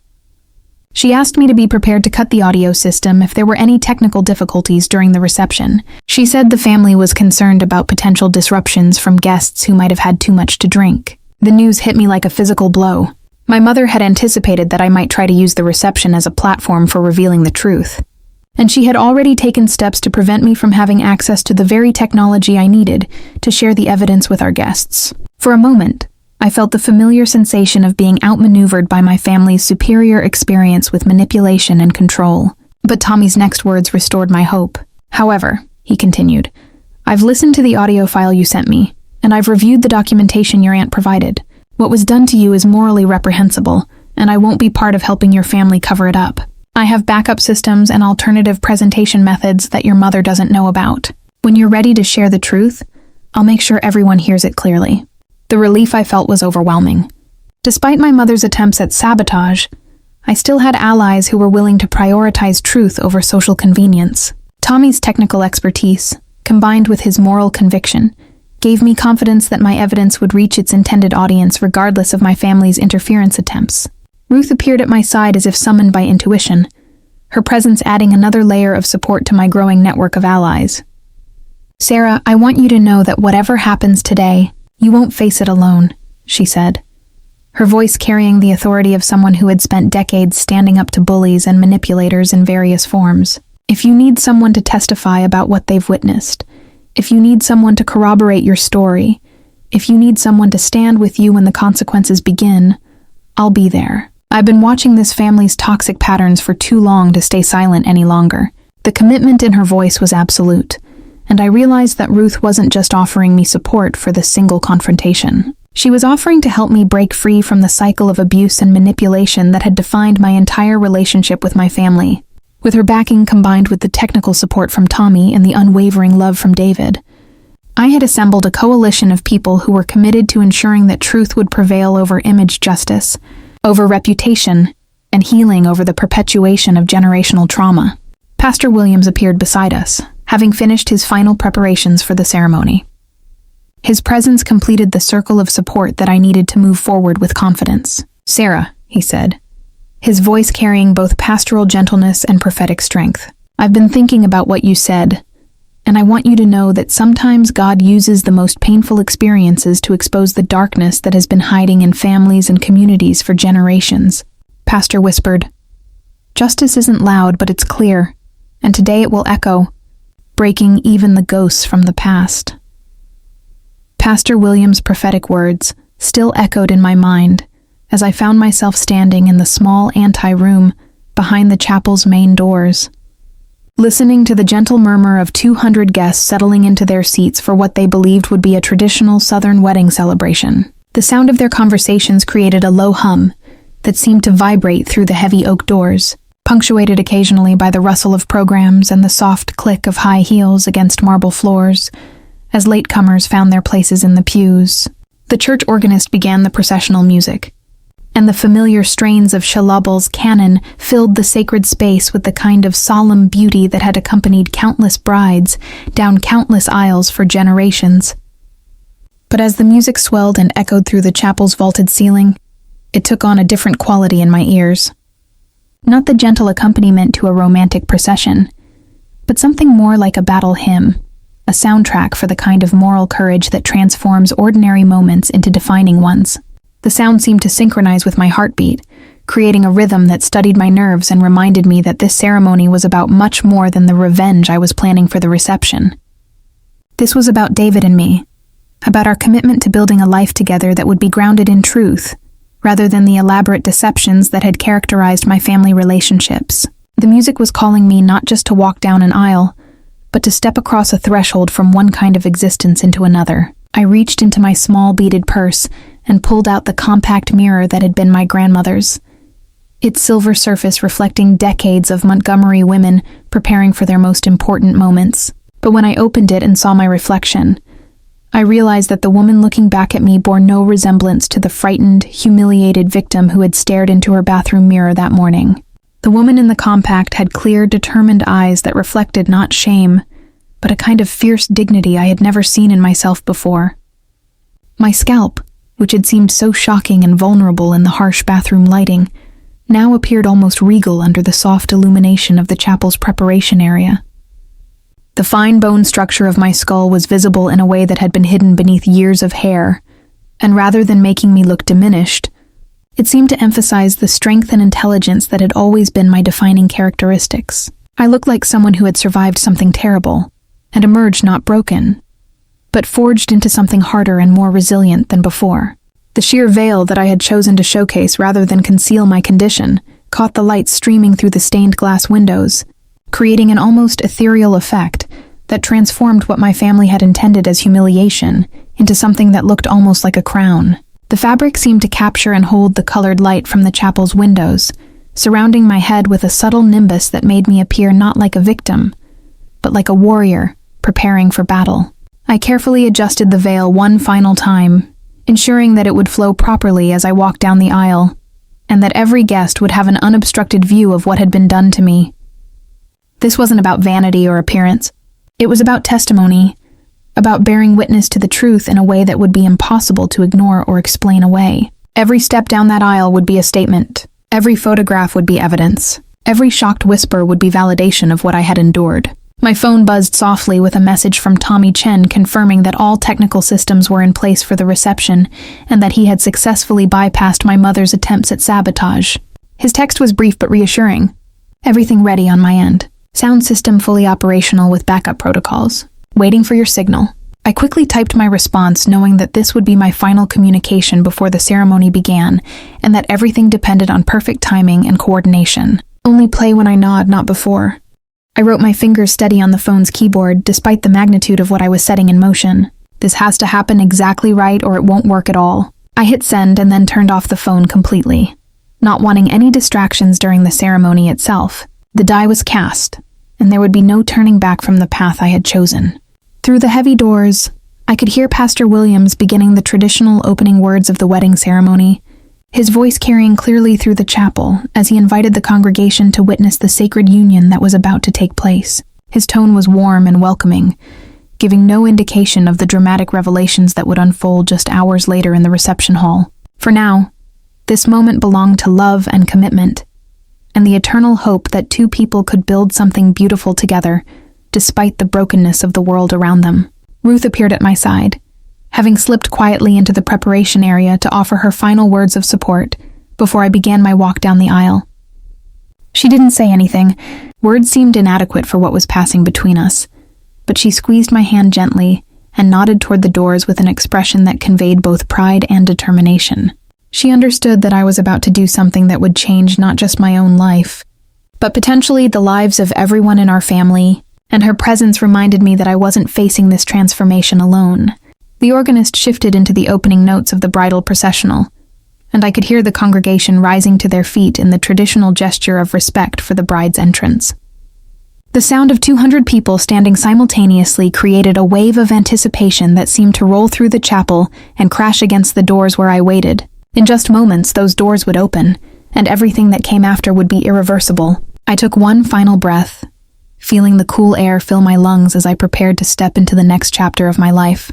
The fear that had dominated my morning had been replaced by something far more powerful, a sense of purpose that made my spine straighter and my chin higher.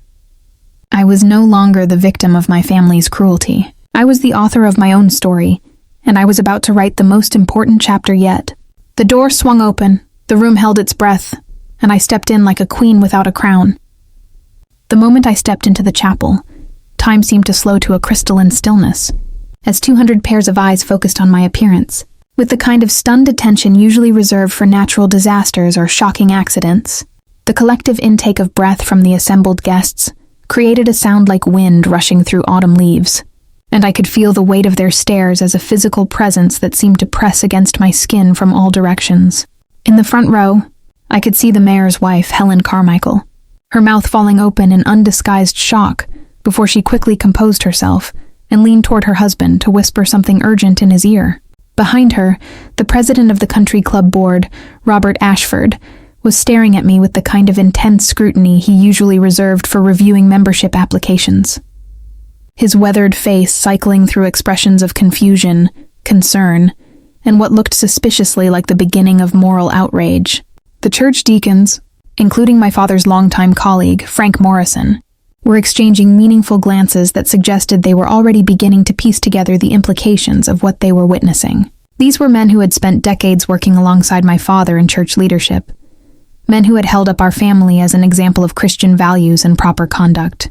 The sight of the chairman's daughter appearing at her wedding in such a condition was clearly forcing them to reconsider everything they thought they knew about the Montgomery family dynamics. But it was the reactions in the middle sections of the chapel that told me the most about how quickly this revelation would spread throughout our community. Martha Hendris, who managed the neighborhood Facebook group and was known for her encyclopedic knowledge of local gossip, was discreetly holding her phone at an angle that suggested she was taking photographs despite the chapel's official no photography policy. Her fingers were moving rapidly across the screen, and I realized that images of my appearance were probably already being uploaded to social media platforms, where they would be analyzed and discussed by hundreds of people within the hour. Several other guests were following Martha's lead, their phones appearing and disappearing with the practiced stealth of people who had mastered the art of covert social media documentation. I could see camera flashes being suppressed and screens being angled to avoid detection by the ushers. But the evidence was clear that my wedding ceremony was being transformed into the kind of viral social media event that would define conversations in Magnolia Springs for months to come. The visual contrast between my family members' reactions provided a stark illustration of their different roles in the previous night's conspiracy. Melissa, resplendent in her sage green maid of honor dress, was standing at the front of the chapel with an expression of barely concealed triumph, dancing across her perfectly made-up features. Her posture was relaxed and confident, her chin held high with the satisfaction of someone who believed their carefully orchestrated plan was proceeding exactly as intended. She looked like a woman who had won a significant victory and was savoring every moment of her opponent's public humiliation. My mother, positioned in the front pew in her champagne-colored Mother of the Bride ensemble, presented a completely different picture. Margaret Montgomery was sweating despite the chapel's air conditioning, and I could see her hands trembling as she gripped her pear-lated purse with white knuckles. Her carefully applied makeup was beginning to show stress cracks around her eyes, and her smile looked more like a grimace as she struggled to maintain her composure under the scrutiny of 200 guests who were clearly questioning what kind of family drama could result in such a shocking wedding day revelation. My father, standing stiffly beside her in his formal morning coat, was attempting to project his usual authority and control, but I could see the uncertainty flickering behind his eyes, as he realized that their careful damage control strategies were completely inadequate for managing this level of public exposure. Charles Montgomery was a man accustomed to controlling narratives and managing community perceptions, but the visual evidence of what had been done to me was beyond the reach of his usual political and social maneuvering techniques. As I began my measured walk down the aisle, I could hear the whispered conversations beginning to ripple through the congregation like stones thrown into still water. The acoustics of the chapel carried fragments of these conversations clearly enough for me to make out individual comments, and what I heard confirmed that the community's reaction was even more dramatic than I had anticipated. "Good Lord, what happened to that poor girl?" whispered Eleanor Patterson, the elderly woman who had taught Sunday school at our church for 40 years and was considered one of the moral authorities in our congregation. Her voice carried the kind of shocked concern that suggested she was already beginning to suspect that this wasn't a styling choice or medical condition, but something far more sinister. From somewhere in the middle of the chapel, I heard Vivian Blackwood, whose family had been prominent in Magnolia Springs society for 3 generations, murmuring to her companion in a tone that dripped with knowing significance. "Look just like their family legacy. I always wondered what really went on behind those perfectly manicured hedges and charity luncheons." The comment sent a chill down my spine because it suggested that our family's carefully maintained reputation for perfection had always been viewed with some skepticism by the older members of our community. Vivian's words implied that there were generational patterns and family secrets that extended beyond what I had discovered about my grandmother, patterns that longtime residents had observed but never openly discussed. Other fragments of conversation reached my ears as I continued my procession. "This has to be some kind of family crisis, and Margaret would never allow this unless something terrible happened.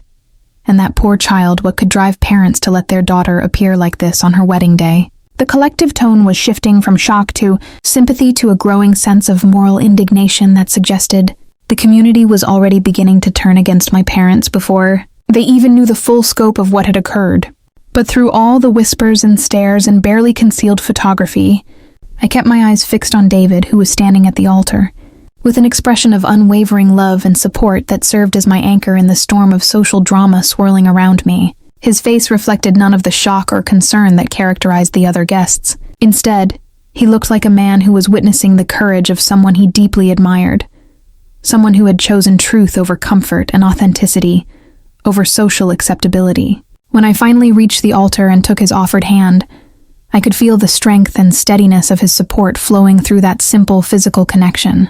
The chapel had fallen into a silence so complete that I could hear individual heartbeats and the soft rustle of fabric as people leaned forward to better observe this unprecedented moment in Magnolia Springs social history. He squeezed my hand and spoke loudly, his voice echoing like a victory vow. David's voice cut through the chapel's stunned silence, with the clarity and conviction of someone who had spent sleepless hours preparing for this exact moment. He hadn't released my hand since I reached the altar, and now he turned slightly toward Pastor William's microphone, ensuring that his words would carry to every corner of the sacred space where 200 of Magnolia Springs' most influential citizens sat transfixed by the unfolding drama. "Before we exchange vows," he said, his voice gaining strength with each word. "I want everyone here to understand something fundamental about the woman I'm marrying." The chapel fell even quieter if such a thing were possible.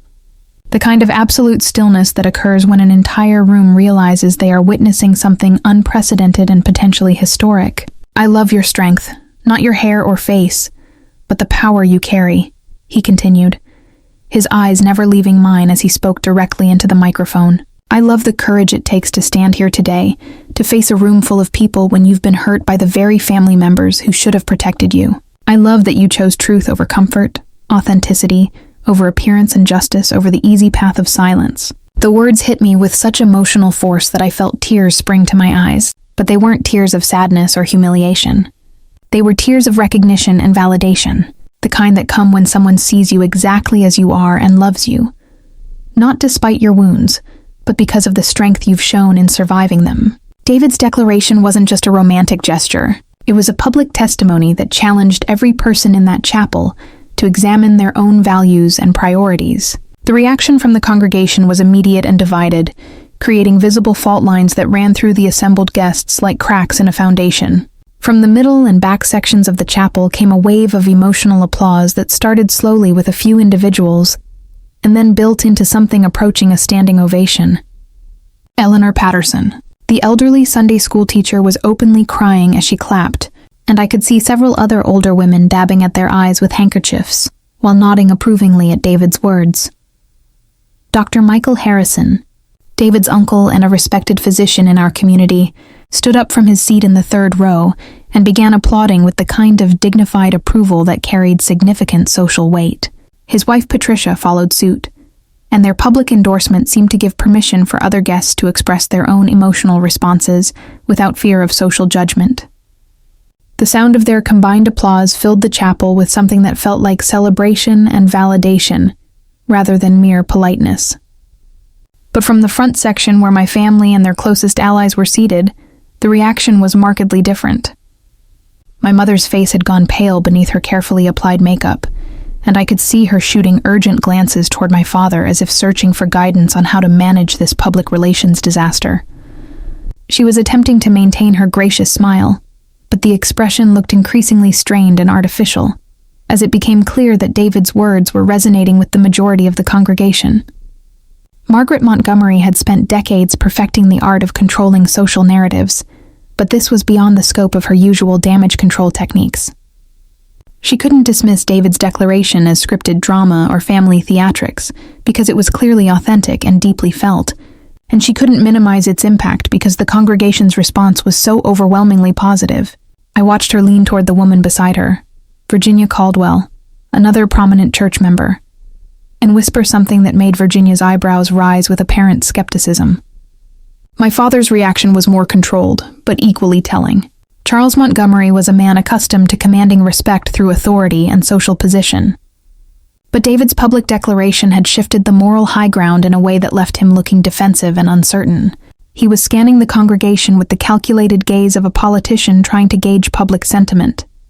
And what he was seeing clearly wasn't aligning with his expectations for damage control. Pastor Williams stepped forward to continue with the ceremony, his expression reflecting both pastoral satisfaction and what looked like personal pride in David's courage. He had presided over hundreds of weddings in his 30-year career, but I suspected he had never witnessed a groom use his vows as a platform for moral testimony and public support of someone who had been wronged. His voice carried extra warmth as he invited us to proceed with the traditional ring exchange. The ceremony continued with remarkable smoothness, despite the emotional intensity of David's declaration. When he placed the wedding band on my finger, his hands were steady and sure, and when I reciprocated with his ring, I felt like we were sealing not just a romantic commitment, but a partnership based on shared values and mutual respect. The traditional words of the wedding liturgy took on deeper meaning in the context of what we had both just experienced and witnessed. As we moved toward the final portions of the ceremony, I noticed that the florist had arranged for small white roses to be placed on my veil during the recessional, a detail that had been planned weeks earlier, but now seemed almost prophetic in its symbolism.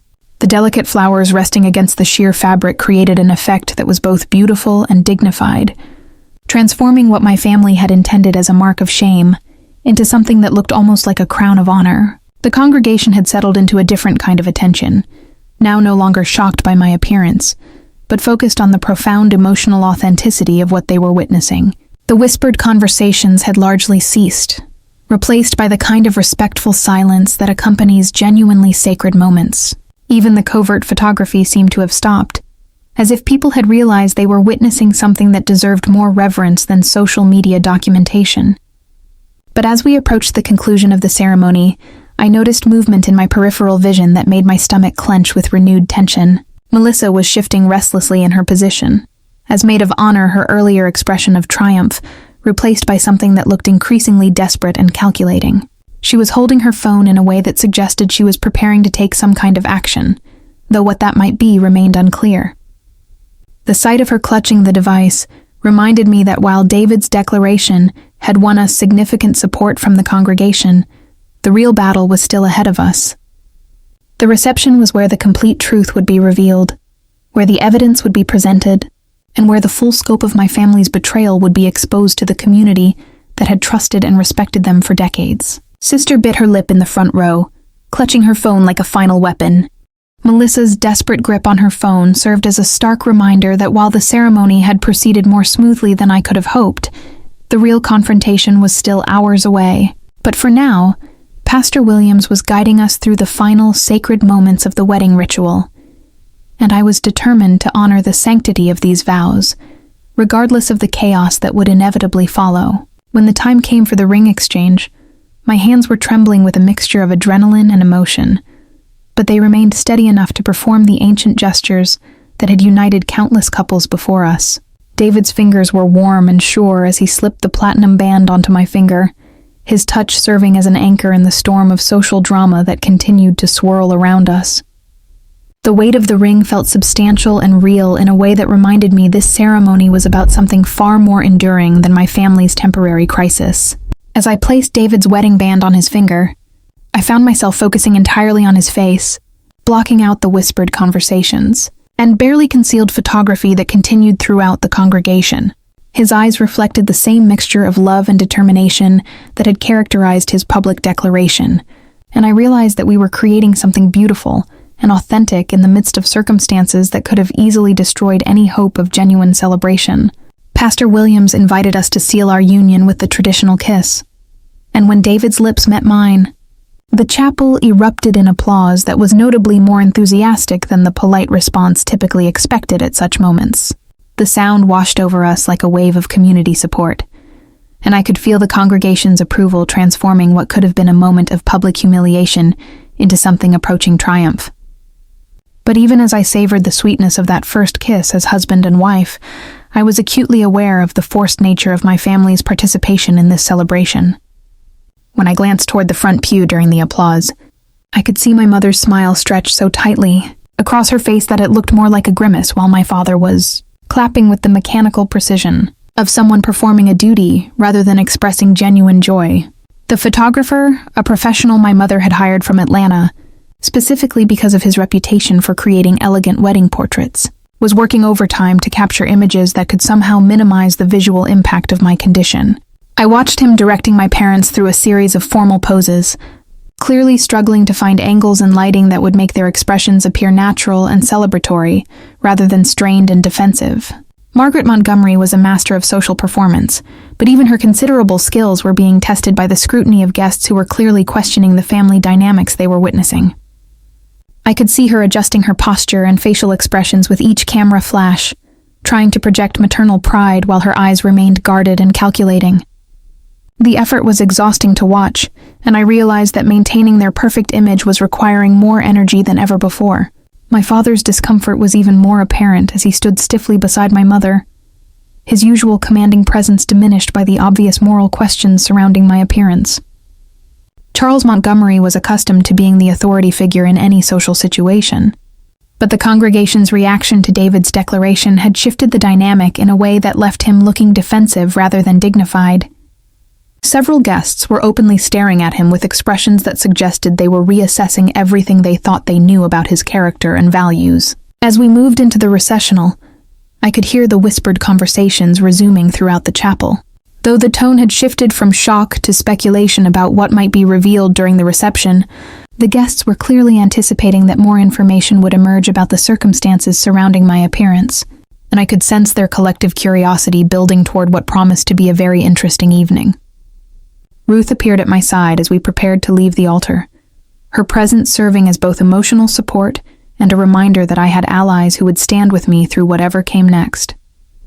She squeezed my hand briefly and whispered, "You've handled this beautifully, sweetheart. The hardest part is behind you now." But we both knew that wasn't entirely true. The ceremony had been about love and commitment, while the reception would be about truth and consequences. As David and I walked back down the aisle as husband and wife, I noticed that the congregation's attention had shifted subtly from my appearance to our relationship dynamic.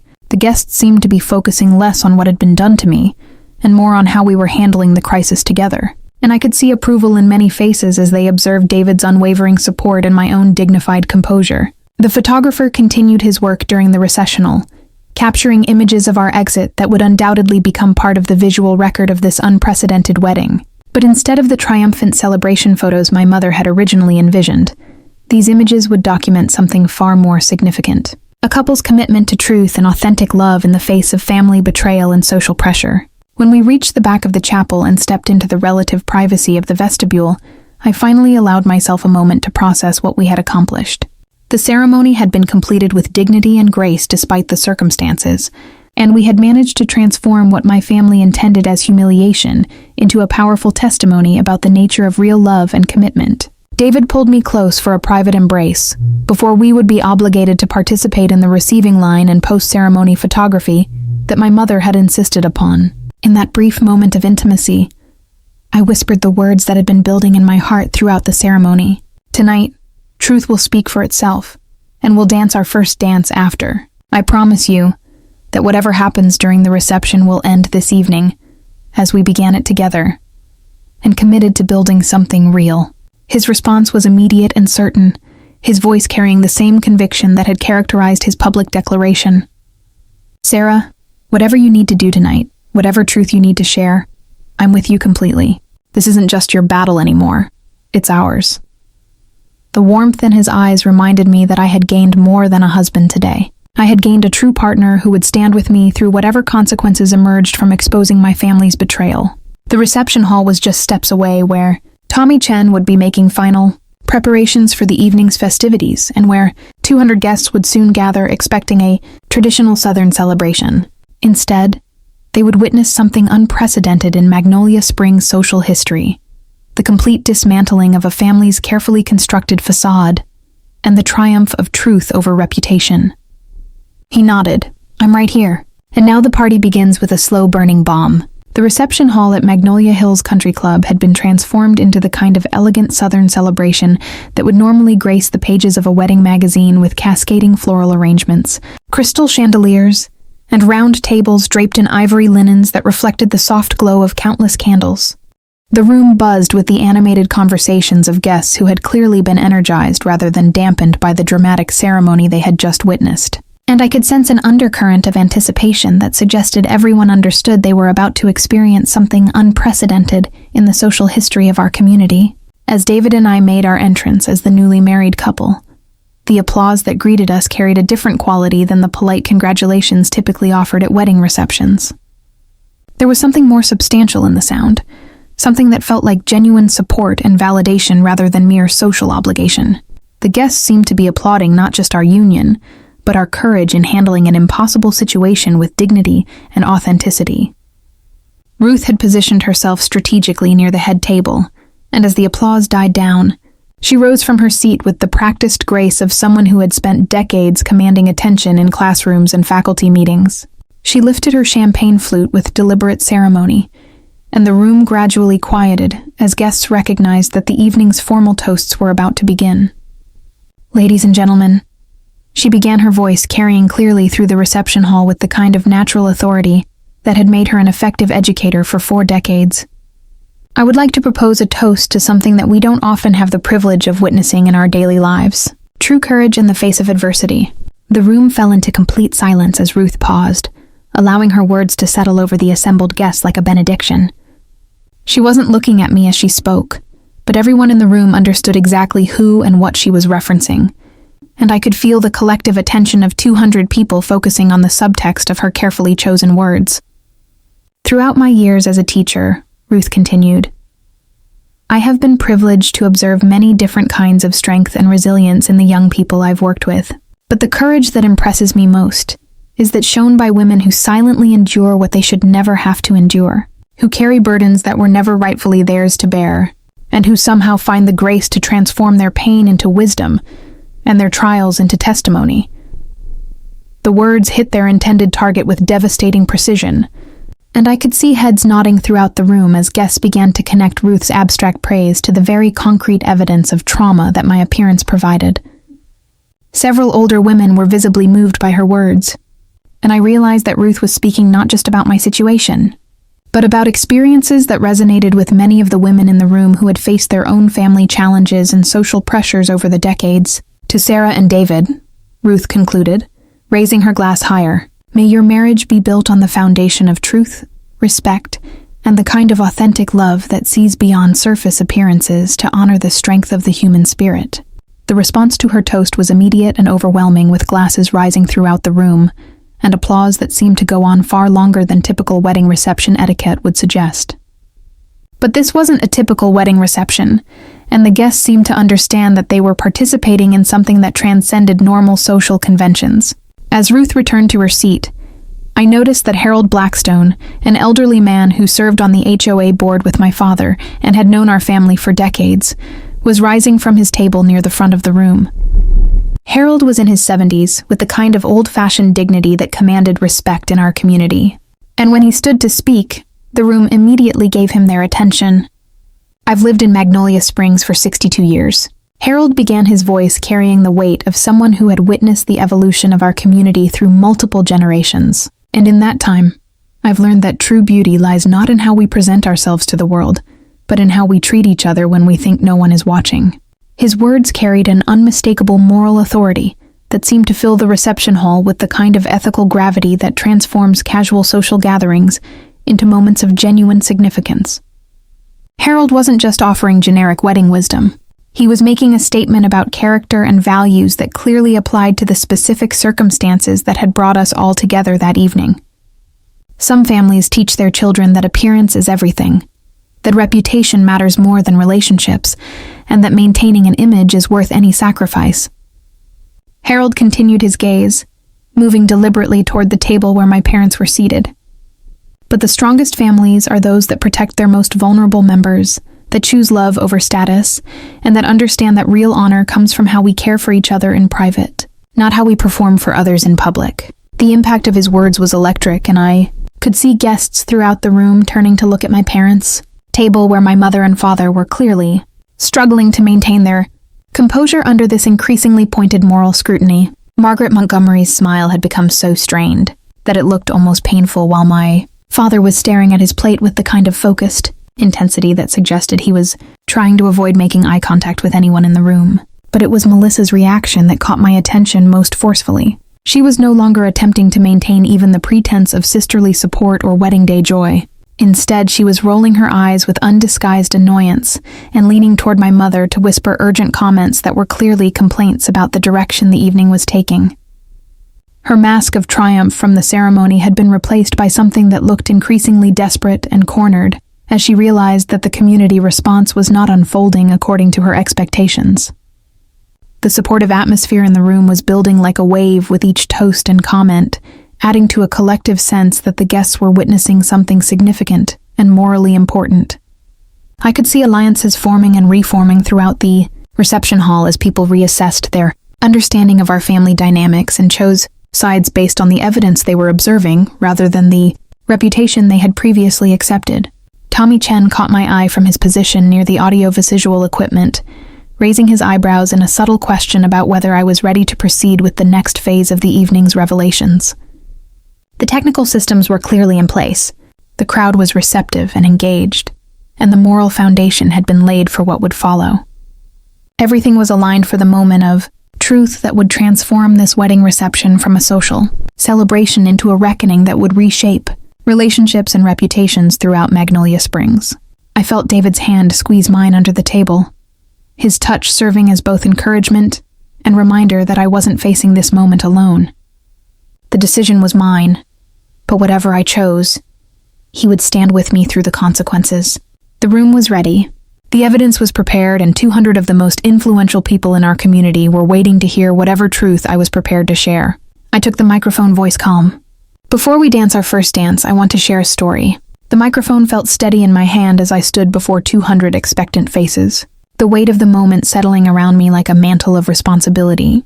The reception hall had fallen into the kind of absolute silence that occurs when an entire room senses they are about to witness something that will be remembered and discussed for years to come. Even the wait staff had stopped their quiet movements between tables, clustering near the kitchen doors to observe whatever was about to unfold. Last night, I began my voice carrying clearly through the sound system that Tommy Chen had so expertly prepared. My family made a decision that they believed would remain private, hidden behind the closed doors of our perfect suburban home. They were wrong. I nodded slightly toward Tommy, who was positioned at his control station with the professionalism of someone who understood the gravity of what he was about to facilitate. His finger hovered over the play button for just a moment before he pressed it, and suddenly, the reception hall was filled with the crackling but unmistakable sound of the previous night's doorbell camera recording. Melissa's voice cut through the elegant atmosphere like a blade, her ultimatum delivered with the same vicious clarity that had shocked me in my drugged state. Cut her hair off, or you'll lose me forever. I swear to God, Mama, if you don't do this one thing for me, I will walk out of this house tonight, and you will never see me again. The reaction from the assembled guests was immediate and visceral. Gasps echoed throughout the room, followed by the kind of shocked murmurs that occur when people are confronted with evidence of behavior so far outside the bounds of normal family dysfunction that it challenges their understanding of human nature. I watched faces throughout the reception hall as the reality of what they were hearing sank in. This wasn't speculation or gossip, but documented proof of a conspiracy to humiliate me on my wedding day. My mother's voice followed on the recording, thick with tears and desperation. Please don't make me choose Melissa. Please don't ask me to hurt Sarah like this. There has to be another way. The vulnerability in her voice was painful to hear, but it was quickly overshadowed by my father's clinical response as he moved closer to the recording device. We'll do it quickly. She won't remember much of it anyway with the sedative. By tomorrow it will be done, and we can all move forward. But it was the mysterious laughter that sent chills through the reception hall, that distinctly male sound that didn't belong to any family member, suggesting that someone outside our immediate circle had been present during the planning and execution of my assault. The laughter was casual, even amused, as if the unnamed participant found the family drama entertaining rather than horrifying. The chaos that erupted in response to the audio evidence was unlike anything I had ever witnessed at a social gathering in Magnolia Springs. Margaret Montgomery shot to her feet with such violent force that her chair toppled backward, her face contorted with a mixture of panic and rage that shattered any remaining pretense of maternal dignity. "Fake!" she screamed, her voice cracking with desperation. "This is all fabricated. Someone turn it off right now. This is not what happened." Her denial was so obviously false, so clearly contradicted by the evidence that had just played through speakers positioned throughout the room, that several guests actually laughed at the absurdity of her claim. The technology was too clear, the voices too recognizable, and the emotional authenticity too genuine for anyone to believe that such a recording could have been artificially created with the kind of precision that would fool 200 witnesses. My father was attempting to maintain more composure than my mother, but I could see beads of sweat forming on his forehead as he realized that their carefully planned damage control strategies were completely inadequate for managing this level of public exposure. Charles Montgomery was a man accustomed to controlling narratives through authority and political maneuvering, but audio evidence played in front of the community's most influential citizens was beyond the reach of his usual techniques. But it was Melissa's reaction that provided the most dramatic entertainment for the assembled guests. Instead of attempting denial or damage control, she made the catastrophic decision to launch a counterattack using technology she clearly didn't understand well enough to employ effectively. She pulled out her phone with frantic movements and began playing what was obviously a hastily created audio file that was supposedly me confessing to staging the entire incident. The fake recording was so poorly executed that it would have been laughable if it weren't so pathetically desperate. The voice synthesis technology she had used created a robotic approximation of my speech patterns that bore only superficial resemblance to my actual voice. and the content was so obviously scripted that it sounded like a bad performance rather than authentic confession. "I staged this whole thing for attention," the artificial voice claimed in stilted, unnatural cadences. "I cut my own hair and made up the story about my family." The guests' reaction to Melissa's counterattack attempt was swift and merciless. Laughter rippled through the reception hall as people recognized the obvious artificiality of the recording, and I could hear comments like, "Does she really think we're that stupid? And this just makes it worse," floating through the crowd. What should have been her salvation had become additional evidence of her guilt and desperation. Tommy Chen, demonstrating both technical expertise and moral courage, took it upon himself to provide real-time analysis of Melissa's fake recording. "Ladies and gentlemen," he announced through his own microphone, "I can confirm from a technical standpoint that what you just heard contains clear digital artifacts consistent with voice synthesis software. The authentic recording I just played shows no such technological manipulation." His professional assessment carried significant weight with the guests, many of whom understood enough about modern technology to recognize the difference between genuine audio evidence and hastily created fabrications. The contrast between the emotional authenticity of the doorbell camera recording and the obvious artificiality of Melissa's response served to validate the truth of what they had heard rather than casting doubt upon it. The room was now in complete uproar, with conversations breaking out at every table as guests processed what they had witnessed and began discussing the implications with their neighbors. The social dynamics of decades were being reevaluated in real time as people who had respected and admired my family for years were confronted with undeniable evidence of behavior that challenged everything they thought they knew about us. Through the chaos, I could see various community leaders, church board members, HOA officials, business owners, huddled in intense conversations that clearly involved reassessing their relationships with my parents. The mayor's wife was shaking her head in disgust, while several deacons were looking toward Pastor Williams as if seeking guidance on how to respond to this unprecedented moral crisis. But amid all the shock and outrage and social reorganization happening throughout the reception hall, I remained calm and focused, knowing that this was only the beginning of what I had prepared to reveal. The audio evidence had established the basic facts of what had been done to me, but the complete picture was far more complex and damaging than most people could have imagined. I smiled amid the chaos. "Keep watching, because truth doesn't stop at sound. It starts from generational curses." The chaos in the reception hall was reaching a crescendo when Tommy Chen's voice cut through the noise with professional authority. "Ladies and gentlemen, if I may have your attention for the visual evidence portion of this presentation." The large projection screen that had been installed for displaying wedding photos flickered to life, and suddenly the elegant reception hall was transformed into something resembling a courtroom where documentary evidence was being presented to a jury of my peers. The first image that appeared on the screen was a high-resolution photograph of the prescription bottle we had discovered in the trash, the pharmacy label clearly visible with Melissa's name as the patient, and the medication identified as lorazepam, a powerful sedative used for anxiety disorders. But what made the audience gasp was the second image, the electronic receipt showing that the prescription had been paid for using my father's credit card and email address, with a timestamp that proved the medication had been purchased the afternoon before my assault. The visual impact was devastating in its clarity. This wasn't speculation or hearsay, but documented proof that my father had personally acquired the means to drug me hours before Melissa's ultimatum had been delivered. The premeditation was undeniable, and I could see the realization dawning on faces throughout the reception hall that this hadn't been a spontaneous family crisis, but a carefully planned attack. The next series of images showed the physical evidence we had recovered from the trash photographs of my hair scattered throughout garbage bags, the professional-grade electric clippers that had been used to destroy my appearance, and close-up shots of the fingerprints that were still visible on the device's handle and power switch. The forensic quality of the documentation gave the presentation the weight of a criminal investigation, and several guests were leaning forward in their chairs as if they were watching a true crime documentary unfold in real time. But it was the final image that created the most dramatic response from the assembled guests. Tommy had somehow obtained a photograph of the discarded clippers alongside the prescription bottle and pharmacy receipt, arranged in a way that showed the connection between all three pieces of evidence. The visual told a complete story of conspiracy and premeditation that was impossible to dismiss or explain away. From somewhere in the middle of the reception hall, a voice called out with the authority of someone accustomed to analyzing evidence and legal implications.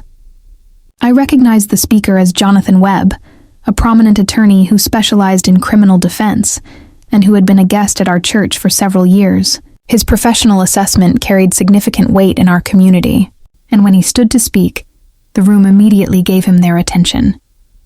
"Ladies and gentlemen," Webb said, his voice carrying the measured tone of someone who had spent decades in courtrooms, evaluating the strength of criminal cases. "What we're looking at here constitutes sufficient grounds for a criminal investigation. This isn't family drama or domestic disagreement. This is documented evidence of assault drugging without consent and conspiracy to commit bodily harm. These aren't matters that can be handled through family counseling or church mediation." His legal analysis sent shockwaves through the reception hall as guests who had been viewing this as scandalous. Entertainment suddenly realized they were witnessing the exposure of potentially criminal behavior by one of their community's most respected families. The social implications were staggering, and I could see various community leaders exchanging urgent glances as they began calculating the impact this would have on organizations and institutions where my parents held leadership positions. But the most compelling testimony came from an unexpected source. Dorothy Henshaw, an elderly woman who lived in the house directly across the street from my family's home, rose slowly from her table near the back of the reception hall. At 83, Dorothy was known throughout the neighborhood as someone who kept careful watch over community activities from her front porch. Though most people dismissed her observations as the idle curiosity of an elderly woman with too much time on her hands, I saw Margaret with those clippers. Dorothy announced, her voice carrying clearly despite her age, around midnight last night, standing on the front porch under the light fixture. I couldn't sleep because of my arthritis, so I was sitting by my bedroom window, and I watched her handling what looked like barber equipment while talking to that girl of hers. I thought it was strange at the time, but I figured it wasn't my business what the Montgomery family did on their own property. Her testimony provided the missing piece that transformed circumstantial evidence into eyewitness confirmation of the assault. Dorothy's reputation for accuracy and attention to detail was well established in our neighborhood, and her willingness to testify publicly about what she had witnessed gave additional credibility to all the other evidence that had been presented. The impact on my parents was immediate and catastrophic. My mother had progressed from panic to what appeared to be a complete emotional breakdown, sobbing openly while gripping the edge of the table as if it were the only thing keeping her upright.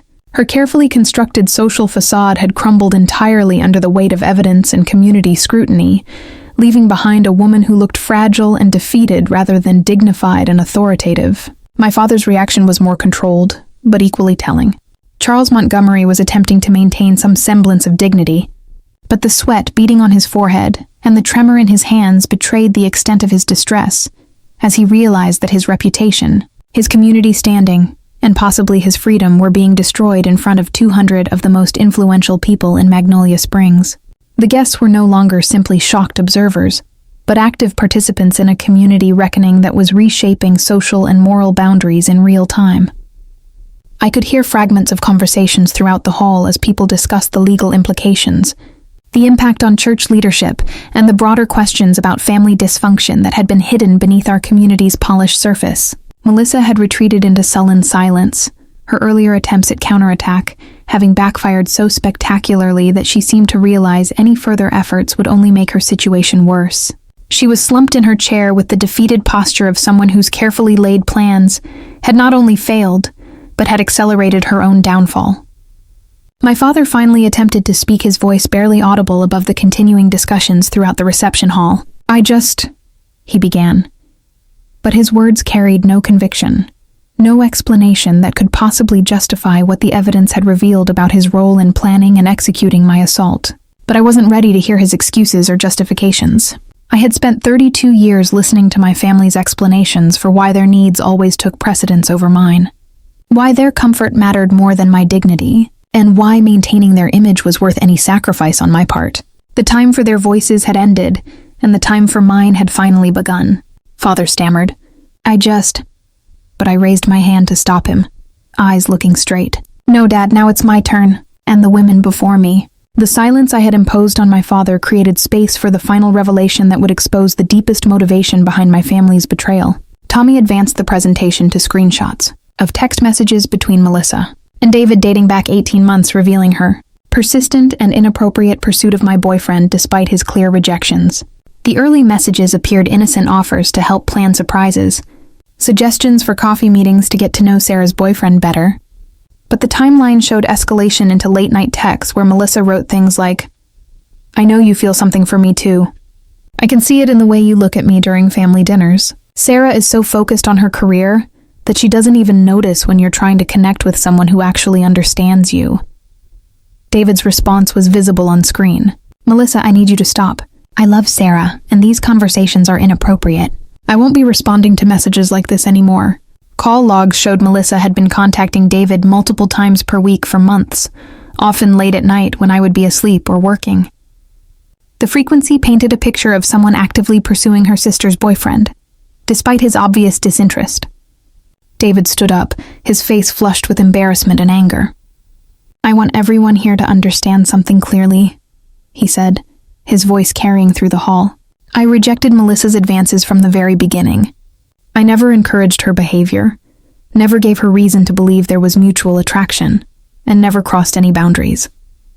She built these fantasies entirely on her own, despite my repeated attempts to redirect her attention elsewhere." His public clarification was both necessary and devastating, providing clarity about his character while exposing the extent of Melissa's delusion.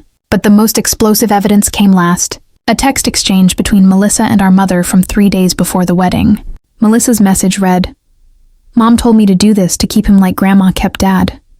She said, "Sometimes you have to destroy the competition to protect what's yours, and that Sarah never deserved him anyway." The revelation hit like a physical blow. This wasn't just family dysfunction. It was evidence of generational manipulation stretching back decades. The reference to grandmother suggested these toxic dynamics had poisoned family relationships for years. My mother began shaking her head violently. "That's not what I meant," she cried desperately. "I never told her to hurt Sarah. I just said that sometimes families have to protect each other from making mistakes." But her denials rang hollow against documented evidence. Pastor Williams rose with moral authority, his face reflecting disappointment. "This is not Christian behavior," he announced. "This is not family love. This is abuse disguised as protection and manipulation disguised as care." Several community leaders nodded in agreement, their faces reflecting moral certainty that my family's standing in Magnolia Springs had been permanently destroyed. Melissa's final desperate outburst provided the most dramatic conclusion. Unable to maintain composure, she leaped to her feet with such force, her chair toppled backward, her face contorted with rage and humiliation. "He led me on," she screamed, pointing at David. "He smiled at me. He was nice to me. He made me think there was something between us. Sarah doesn't deserve him. She never did. She's cold and focused on her stupid career, and I would have made him so much happier." Her public breakdown exposed not just her delusions, but the generational cycle of twisted love that had taught her to view manipulation and destruction as acceptable tools for getting what she wanted. Sister screamed in the room. "He led me on," exposing her own darkest jealousy and the family's curse of twisted love. Melissa's screaming confession hung in the air like poison gas, and the immediate aftermath was swift and merciless. Before I could even process the full impact of her breakdown, I saw movement at the edge of the reception hall. As Richard Peaton, the country club's general manager, approached our table with the measured stride of someone accustomed to handling delicate social crises with diplomatic efficiency. The stories of women who had been silenced, manipulated, or erased by their own families, I knew why I was there. My scars, invisible though they were, became bridges. One woman in particular clutched a folder of disorganized papers evidence of her father's financial exploitation. She trembled as she spoke, afraid that no one would believe her. I sat with her, spreading out the documents across the table, guiding her hands to the right dates. The bank slips the contradictions that formed a trail. I heard my own voice, steady and certain. This is how cycles really break. When we document, when we tell the truth, when we refuse to let their shame become ours. Her tears that day were not only of grief, but of recognition, the kind that sparks the first fragile flame of courage. In helping her, I realized I had crossed a threshold. I was no longer only fighting for myself, but for every woman who deserved to rise unshackled. Yet the work of healing did not stay confined to those walls. My grandmother's diary, the fragile notebook Ruth had preserved, kept whispering to me even when I tried to set it aside. Her words, written decades earlier, traced patterns of silence and complicity in the family I had finally broken away from. I felt compelled to share it not as gossip, not as vengeance, but as testimony. One night, I typed out passages, pairing them with my reflections, and posted them to a modest blog I had started almost absent-mindedly.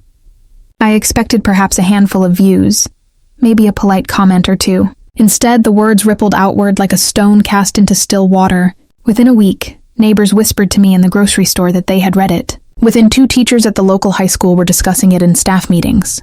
By the end of the month, the blog had gone viral across our county. Then farther shared on forums about breaking generational trauma picked up by advocacy groups who quoted my grandmother's lines as if they were scripture. Strangers wrote to me saying that in her diary and my commentary, they recognized the skeleton of their own stories, and somehow almost without my intending it, I had become a voice for something larger. A reminder that even the most carefully polished family portraits can hide cracks, and that acknowledging those cracks is the first step to real healing. The shift was startling but grounding. Where once I had feared exposure, I now lived by it. Where once shame had been used as a weapon against me, I wielded truth as my shield and torch. And in doing so, I realized that legacy was not what my parents had tried to script for me in manicured images and whispered lies. Legacy was what we chose to pass forward, what we planted in others. My grandmother had left her words. Ruth had left her defiance. I was leaving my voice. And maybe, just maybe, that would mean my children, and the children of those who read my words would never be asked to swallow humiliation in the name of keeping peace. Still, the past is never fully silent. There were moments when I would catch my reflection unexpectedly, and for a flicker, I would see the bald head of that humiliated bride staring back. But then David's hand would find mine, or a woman at the center would smile at me with gratitude, or a stranger online would thank me for sharing what they had been too afraid to say aloud. And I knew those ghosts could not chain me anymore. My hair grew back, yes, but more importantly, my voice had grown roots, and so I stand here now, not in the shadows of their cruelty, but in the light of my own making. The scars of that night remain etched in memory, but they no longer dictate the terms of my life.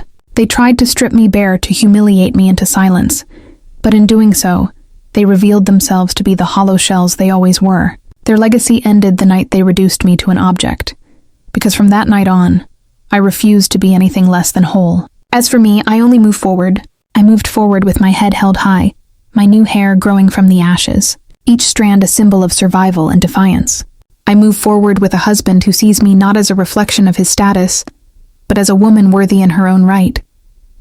I move forward with a community that is beginning to listen with women who know they are no longer alone, with a grandmother's words echoing louder than the silence she once endured. And I move forward carrying the fierce knowledge that a free generation is already taking root behind me. They shaved me bald to humiliate, but they stripped themselves bare instead, and the toxic legacy died. As for me, I only moved forward, head held high with new hair growing from the ashes, and a free generation behind me. And that is how I chose to rise from the ashes, not as a victim, but as someone who turned pain into purpose and silence, into a voice that others could follow. My story may be ending here, but the conversation does not have to stop. I would love to hear your thoughts if you were in my place. Would you have confronted your family in the same way? Or would you have chosen a quieter path? Do you believe breaking cycles of abuse begins with private healing or with public truth? Share your perspective in the comments, because your experience may help someone else who is still searching for strength. If you found something meaningful in this story, remember to subscribe to the channel so you don't miss the next one, and join our growing community where we explore family drama, betrayal, and the victories that come when we stand up for ourselves.